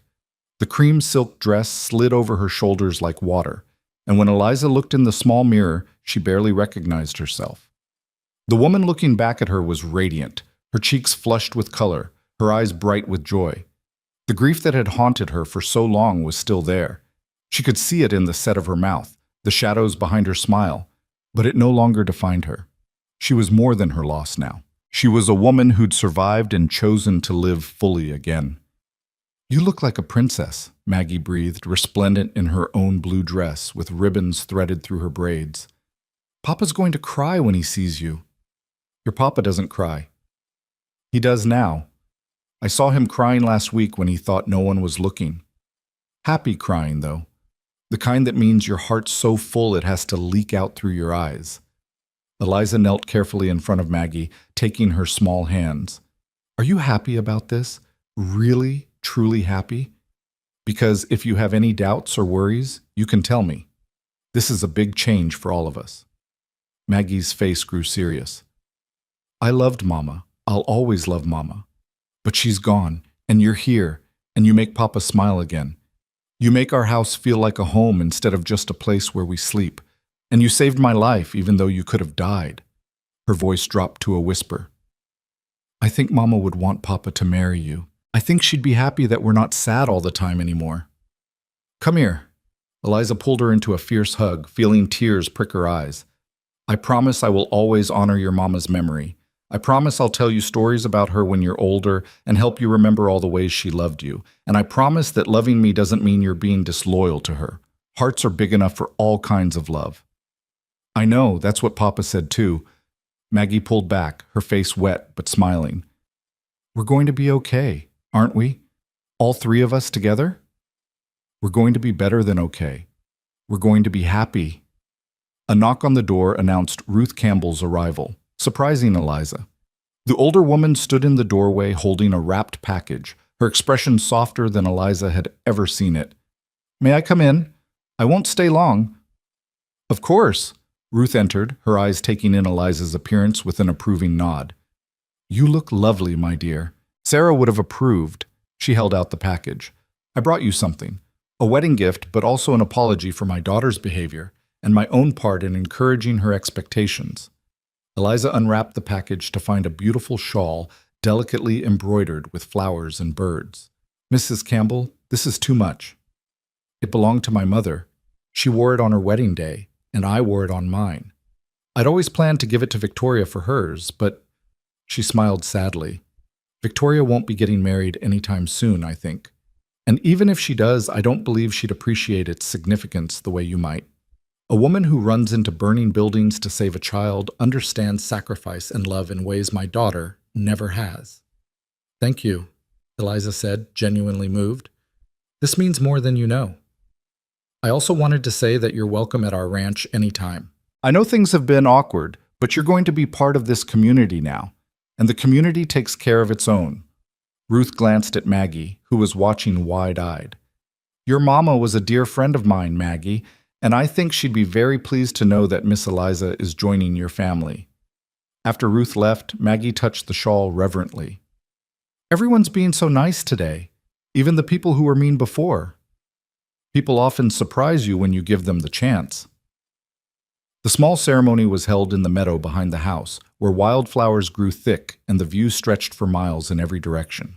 Chairs had been arranged in neat rows, and someone had constructed a simple arbor decorated with more wildflowers and trailing vines. It wasn't a grand affair, perhaps 30 guests in total, mostly neighboring ranchers and their families, but it was perfect. Eliza stood at the back, Ruth's shawl draped over her shoulders, and watched as the guests took their seats. She could see Caleb standing near the arbor, looking impossibly handsome in a dark suit, his expression a mixture of nervousness and joy. When his eyes found hers across the distance, his face transformed with such raw emotion that her breath caught. "Ready?" Mrs. Henderson asked, appearing at her elbow. "More than ready." Maggie went first, walking carefully down the makeshift aisle with a basket of flower petals that she scattered with great concentration. Then it was Eliza's turn, and suddenly she was moving forward, each step bringing her closer to the future she'd fought so hard to reach. Caleb's eyes never left her face. When she reached him, he took her hands in his, and she felt the slight tremor in his fingers, the thundering of his pulse against her palm. The ceremony itself passed in a blur of words and promises. The traveling minister spoke about love and commitment and the courage it took to begin again after loss. Eliza heard herself saying, "I do," in a voice that was steady and sure. She heard Caleb's response, deep and resonant with conviction. And then he was sliding a simple gold band onto her finger to rest beside his grandmother's ring, and she was doing the same for him, and the minister was pronouncing them husband and wife. "You may kiss your bride." Caleb cupped her face in his hands, his thumbs brushing away tears she hadn't realized were falling. "Hello, Mrs. Rowan." "Hello, Mr. Rowan." The kiss was gentle but thorough, a promise and a celebration all at once. When they finally broke apart, Maggie was tugging on Eliza's skirt. "My turn! I want to hug Mama Eliza too!" Eliza scooped her up, Caleb's arm coming around both of them, and for a moment they stood there as a family while their guests applauded. The sound seemed to echo across the grasslands, carried on the warm wind, a declaration of joy that refused to be contained. The celebration that followed was simple but heartfelt. Tables had been set up in the yard, laden with food that various neighbors had contributed. There was music from a fiddle player who'd come from town, and dancing on the grass, and children running wild while their parents laughed and talked. It was everything a wedding should be, full of life and hope and community. Eliza found herself passed from guest to guest, accepting congratulations and well wishes, answering questions about her plans for the house, and whether she'd keep cooking for the ranch hands. Through it all, Caleb stayed close, his hand finding hers whenever they were separated, his eyes tracking her movement through the crowd with protective attention. "You're hovering," she teased during a rare quiet moment. "Can you blame me? 6 months ago I was a bitter widower convinced I'd never feel anything again. Now look at me." He pulled her closer, swaying to the music, even though they weren't on the makeshift dance floor. "I'm terrified this is all a dream, and I'll wake up alone again." "It's not a dream. I'm real. This is real, and we're really married." She stood on her toes to kiss him softly. "You're stuck with me now." Best fate I could imagine. As the sun began its descent toward the western mountains, painting the sky in shades of orange and pink and gold, the guests gradually began to depart. The ranch hands had discreetly disappeared to the bunkhouse, giving the newly married couple privacy. Mrs. Henderson had taken Maggie inside for a bath and bedtime story, extracting a promise that they'd come say goodnight before she fell asleep. Eliza and Caleb stood together on the porch, watching the last of the sunset fade to twilight. His arm was around her waist, her head resting on his shoulder, and the silence between them was comfortable and full. "Are you happy?" Caleb asked quietly. "Happier than I ever thought I'd be again. You?" "Beyond words." He turned to face her, his hands framing her face. "I need you to know something. I loved Sarah. I'll always love her. She gave me Maggie and years of joy, and that doesn't just disappear. But what I feel for you is just as real, just as deep. You're not a replacement or a consolation prize. You're my second chance, and I don't take that lightly. I know, and I need you to know that I love Thomas, and I'll always be grateful for the time we had. But you're not second best, Caleb. You're exactly right. The person I was supposed to find after I learned what loss felt like. So I'd appreciate what we have even more." They kissed as the first stars appeared overhead, the Wyoming night vast and full of promise around them. When they finally broke apart, Maggie's voice drifted through the open window. "Are they done being mushy yet? I'm getting sleepy." Laughing, they went inside together to tuck in their daughter. Their daughter. What a miraculous phrase that was. Maggie was already in her nightgown, her hair braided, her face scrubbed clean. "Did you have a good day, sweetheart?" Eliza asked, sitting on the edge of the bed while Caleb took the chair. "The best day. Everyone was happy, and the cake was delicious, and I got to stay up late." She yawned hugely. "Are things going to be different now that you're really my mama?" "Some things will be different," Caleb said. "Miss Eliza, Mama Eliza, will be sleeping in my room now instead of the little room off the kitchen. We'll be making decisions together as a family, but the important things won't change. We'll still have breakfast together every morning. We'll still read stories before bed. We'll still love you more than anything in the world." "Okay, that sounds good." Maggie's eyes were already drooping. "I love you, Papa. I love you, Mama Eliza." "We love you too, sweet girl," Eliza whispered, kissing her forehead. "Sleep well." They left the lamp burning low and closed the door halfway, the way Maggie liked it. In the hallway, Caleb took Eliza's hand and led her toward the master bedroom. Their bedroom now, she realized with a flutter of nerves and anticipation. The room had been transformed since the last time she'd seen it. Fresh linens on the bed, wildflowers in a vase on the dresser, candles casting soft light across the walls. Someone, probably Mrs. Henderson, had thought of everything. "I'm nervous," Eliza admitted. "Isn't that silly? We're married. I shouldn't be nervous." "I'm nervous too." Caleb closed the door behind them, his back against it, his eyes never leaving her face. "This room was Sarah's domain for so long. I haven't changed anything since she died. Until today, that is. Mrs. Henderson helped me pack away Sarah's things this morning, not throwing them out, just storing them for when Maggie's older and might want them. I wanted this to be our space. Fresh start. That must have been hard. It was. But it was also right. Time to stop living in a shrine to the past and start building our future." He moved toward her slowly, giving her time to object, to set boundaries. "We don't have to do anything tonight. We can just sleep. There's no rush." But Eliza was done with caution, done with holding back out of fear. She reached up to remove the pins from her hair, letting it fall in waves around her shoulders. "I don't want to wait. I want to start our life together right now." The kiss that followed was different from their earlier ones. Deeper, more urgent, full of 6 months of longing finally given permission to bloom.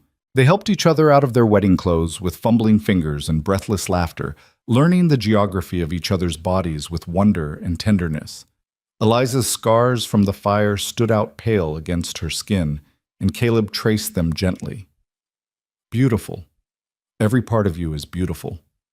They're ugly. They're proof that you survived, that you fought for us. How could they be anything but beautiful?" He kissed each scar carefully, reverently, until she believed him. Their lovemaking was slow and sweet, a conversation conducted in touches and sighs, two people learning to be whole again by becoming part of something larger than themselves. When they finally lay tangled together, breathless and complete, Eliza felt as if some final piece of herself had clicked into place. "I love you," she whispered into the darkness. "I love you too. Forever and always." They fell asleep wrapped around each other, the windows open to let in the night breeze, the sounds of the ranch a lullaby around them. The weeks and months that followed brought their share of challenges. The town didn't universally embrace their marriage. There were still those who whispered that Eliza had trapped Caleb, that she was an opportunist taking advantage of a grieving man. Victoria Campbell made her disapproval known through conspicuous absence at community gatherings and the occasional cutting remark. But there were triumphs too. The new barn was completed by October, larger and safer than the one that had burned. The garden yielded a bountiful harvest that Eliza spent happy hours preserving for winter. Maggie thrived under the love of two parents, her nightmares about abandonment gradually fading as security took root. On a crisp November morning, Eliza realized her monthly courses were late. She said nothing at first, afraid to hope, but when another week passed, she confided in Mrs. Henderson. "Could be nothing. Could be stress or your body still healing from the burns," the older woman said. Or it could be a baby. How would you feel about that? Terrified, excited, all of the above. Eliza pressed a hand to her still flat stomach. We haven't talked about more children. Caleb might not want. That man would be over the moon, but you should tell him soon. These things have a way of showing themselves. She chose that evening after Maggie was asleep and they were sitting together in front of the fire. Her hands were shaking as she took his. I need to tell you something. I'm not certain yet, but I think I might be. The words wouldn't come. Caleb's eyes went wide. Are you pregnant? Maybe. Probably. I think so. For a moment he just stared at her, his expression unreadable. Then joy broke across his face like sunrise. Truly? Truly. Are you happy about it? I know we didn't plan. He silenced her with a kiss that left no doubt about his feelings. Happy doesn't begin to cover it. Another child. Our child. Eliza, do you know what this means? What? It means life is starting over.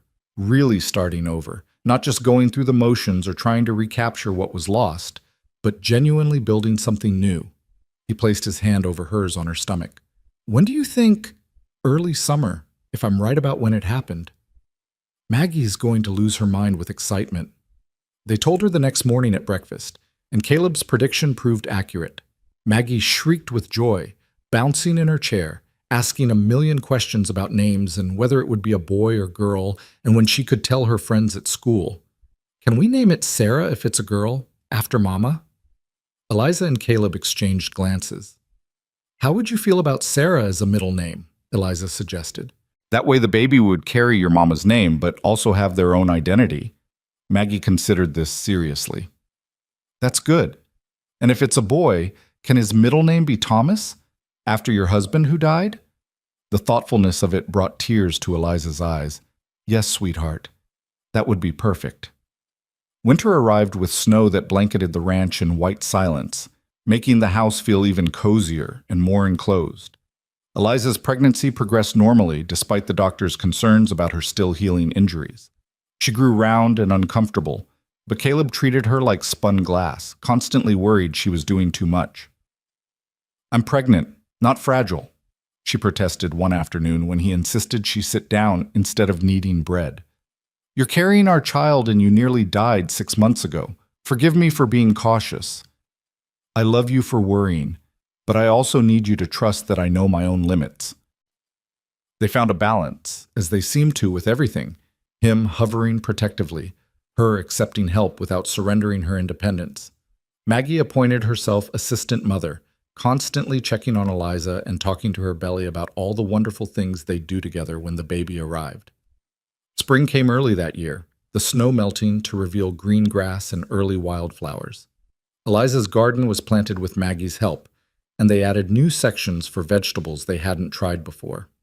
The ranch prospered under Caleb's management, and he began making plans to expand the herd. On a warm June evening, while Caleb was out checking the fence line and Maggie was at a friend's ranch for a sleepover, Eliza's water broke. Mrs. Henderson, who'd agreed to stay through the birth, sent one of the ranch hands racing to find Caleb and another to fetch the doctor from town. The labor was long and difficult, Eliza's scarred back muscles making it harder to push, her endurance tested by hours of contractions. But when dawn broke on a new day, she held a squalling, healthy baby boy with dark hair and his father's gray eyes. Caleb arrived just in time, bursting into the room wild-eyed and disheveled, and stopped dead at the sight of his wife and newborn son. Eliza, are you? We're perfect. Come meet your son. He approached almost reverently, sitting carefully on the edge of the bed to look down at the tiny, red-faced infant. He's beautiful. You're beautiful. I can't believe. His voice broke. Thank you. For this. For everything. What should we name him? Eliza asked softly. They discussed names for months without reaching a conclusion. But looking at her husband's face, seeing the mixture of grief and joy there, the acknowledgement that this child was both a new beginning and a tribute to everything they'd survived, Eliza knew. What about James Thomas? James for something completely new, and Thomas for the man who came before. Caleb's eyes filled with tears. Perfect. James Thomas Rowan. Maggie met her baby brother that afternoon and declared him the best present she'd ever received, better even than the new pony Caleb had promised her for her birthday. She held him carefully, her young face serious with responsibility. "I'll protect him," she announced, "like Mama Eliza protected me. I'll be the best big sister ever." "I know you will," Eliza said, her heart so full she thought it might burst. The months that followed were chaotic and exhausting, and more joyful than Eliza had imagined possible. James was a good baby, sleeping in longer stretches than she dared hope, and Maggie was indeed a devoted big sister. Caleb proved to be a doting father, often found in the nursery in the middle of the night, rocking his son and singing softly. By the time James was 6 months old and autumn was painting the grasslands in gold and amber again, Eliza stood on the porch one morning and marveled at how much had changed in just over a year.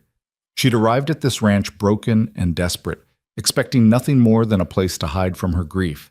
Instead, she'd found a family, a home, and a love that had transformed her from a woman simply surviving into one fully, vibrantly alive. The sound of horses approaching drew her attention. A wagon was coming up the drive, and as it drew closer, she recognized Ruth Campbell at the reins, but beside her sat Victoria. Eliza's stomach clenched with old anxiety, but she forced herself to remain calm, to wait and see what this visit would bring. Ruth climbed down first, then turned to help her daughter. Victoria looked thinner than Eliza remembered, her face drawn but her expression lacking the hostility it had held before. "Mrs. Rowan," Ruth said formally, "we hope we're not intruding. We wanted to bring a gift for the baby. We heard you had a boy." "You're not intruding at all. Please, come in. I just made coffee." They followed her into the kitchen, Victoria moving stiffly, as if she'd rather be anywhere else. Eliza poured coffee and set out fresh cookies, and for a moment they all sat in awkward silence. Finally, Victoria spoke, her voice quiet and surprisingly lacking in edge. "I came to apologize. I've been uncharitable toward you, cruel even. I convinced myself you were stealing something that belonged to me, but the truth is, Caleb was never mine to lose." She looked up, meeting Eliza's eyes directly. "I've spent the past year nursing my bitterness, and it's made me miserable. Mother finally made me see that the only person my anger was hurting was myself." "I appreciate you saying that," Eliza said carefully. "It took courage to come here. I also wanted to say that I see now what Caleb saw in you. You're good for him. Good for Maggie. This house is alive in a way it hasn't been since Sarah died." Victoria smiled, and it was genuine if a bit sad. "I hope we can be civil to each other at least. For the community's sake, if nothing else." "I'd like that." After they left, Eliza stood in the kitchen, Ruth's gift, a beautiful hand-knitted baby blanket, in her hands, and felt something release in her chest. Forgiveness wasn't weakness, she realized. It was strength.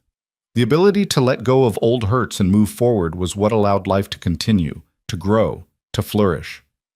That evening, with Maggie helping her make dinner and James cooing in his cradle and Caleb due home any minute, Eliza looked around the kitchen that had become her kingdom and felt profound gratitude. This wasn't the life she'd imagined when she was young and naive and thought she had everything figured out. It was better, deeper, richer, earned through struggle and loss and the courage to keep hoping even when hope seemed foolish. The front door opened and Caleb's voice called out, "Something smells amazing!" Maggie abandoned the potatoes she'd been peeling and ran to greet him.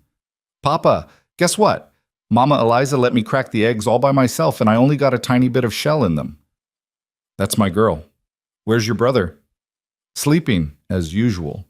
Babies are boring. When will he be old enough to play?" Caleb appeared in the kitchen doorway, Maggie riding on his shoulders, and the love in his eyes when he looked at Eliza still had the power to make her breath catch. "How was your day, Mrs. Rowan?" "Eventful. Victoria Campbell came by to apologize." His eyebrows rose. "Really? How did that go?" "Better than I expected. I think we'll be able to be civil to each other now, at least."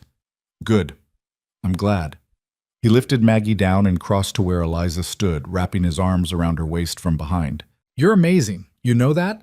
Taking the high road when you had every right to slam the door in her face." "Bitterness doesn't serve anyone. Besides, I have too much to be happy about to waste energy on old grudges." They stood like that for a moment, watching Maggie return to the potatoes with exaggerated care, James sleeping peacefully in his cradle, the kitchen warm with the smell of cooking food and the promise of dinner together. This, Eliza thought, was what home really meant. Not a place, but people. Not perfection, but presence. Not the absence of grief, but the courage to find joy alongside it. "I love you," she whispered. "I love you more," Caleb murmured back. "I love you both most," Maggie called without looking up.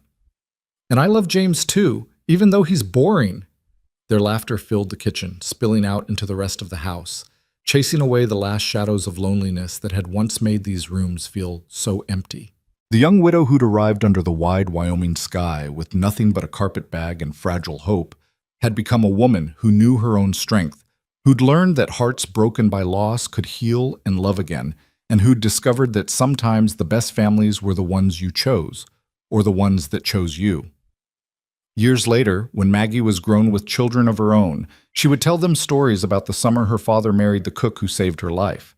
She'd tell them how her stepmother had run into a burning barn without hesitation, how she'd turned their house into a home again, how she'd taught them all that love didn't divide. It multiplied. And she'd tell them that the secret to happiness wasn't avoiding grief or pain, but learning to build joy in spite of it, alongside it, because of it. But tonight, on this ordinary evening in late autumn, Eliza didn't know what the future held beyond the simple certainty that she would face it with Caleb beside her and their children around them. That was enough, more than enough. It was everything. As they sat down to dinner together, their family, imperfect and beautiful and real, Eliza silently thanked both Sarah and Thomas for the love they'd shared and the lessons they'd taught about holding on and letting go.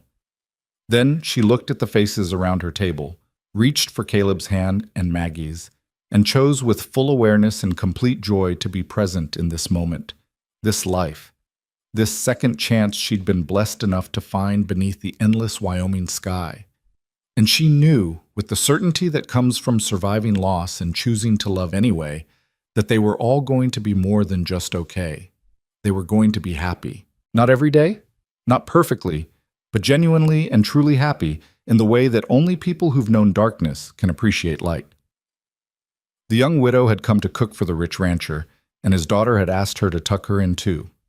In answering that simple request, Eliza had found not just employment, but purpose. Not just shelter, but home. Not just survival, but life abundant and rich with meaning.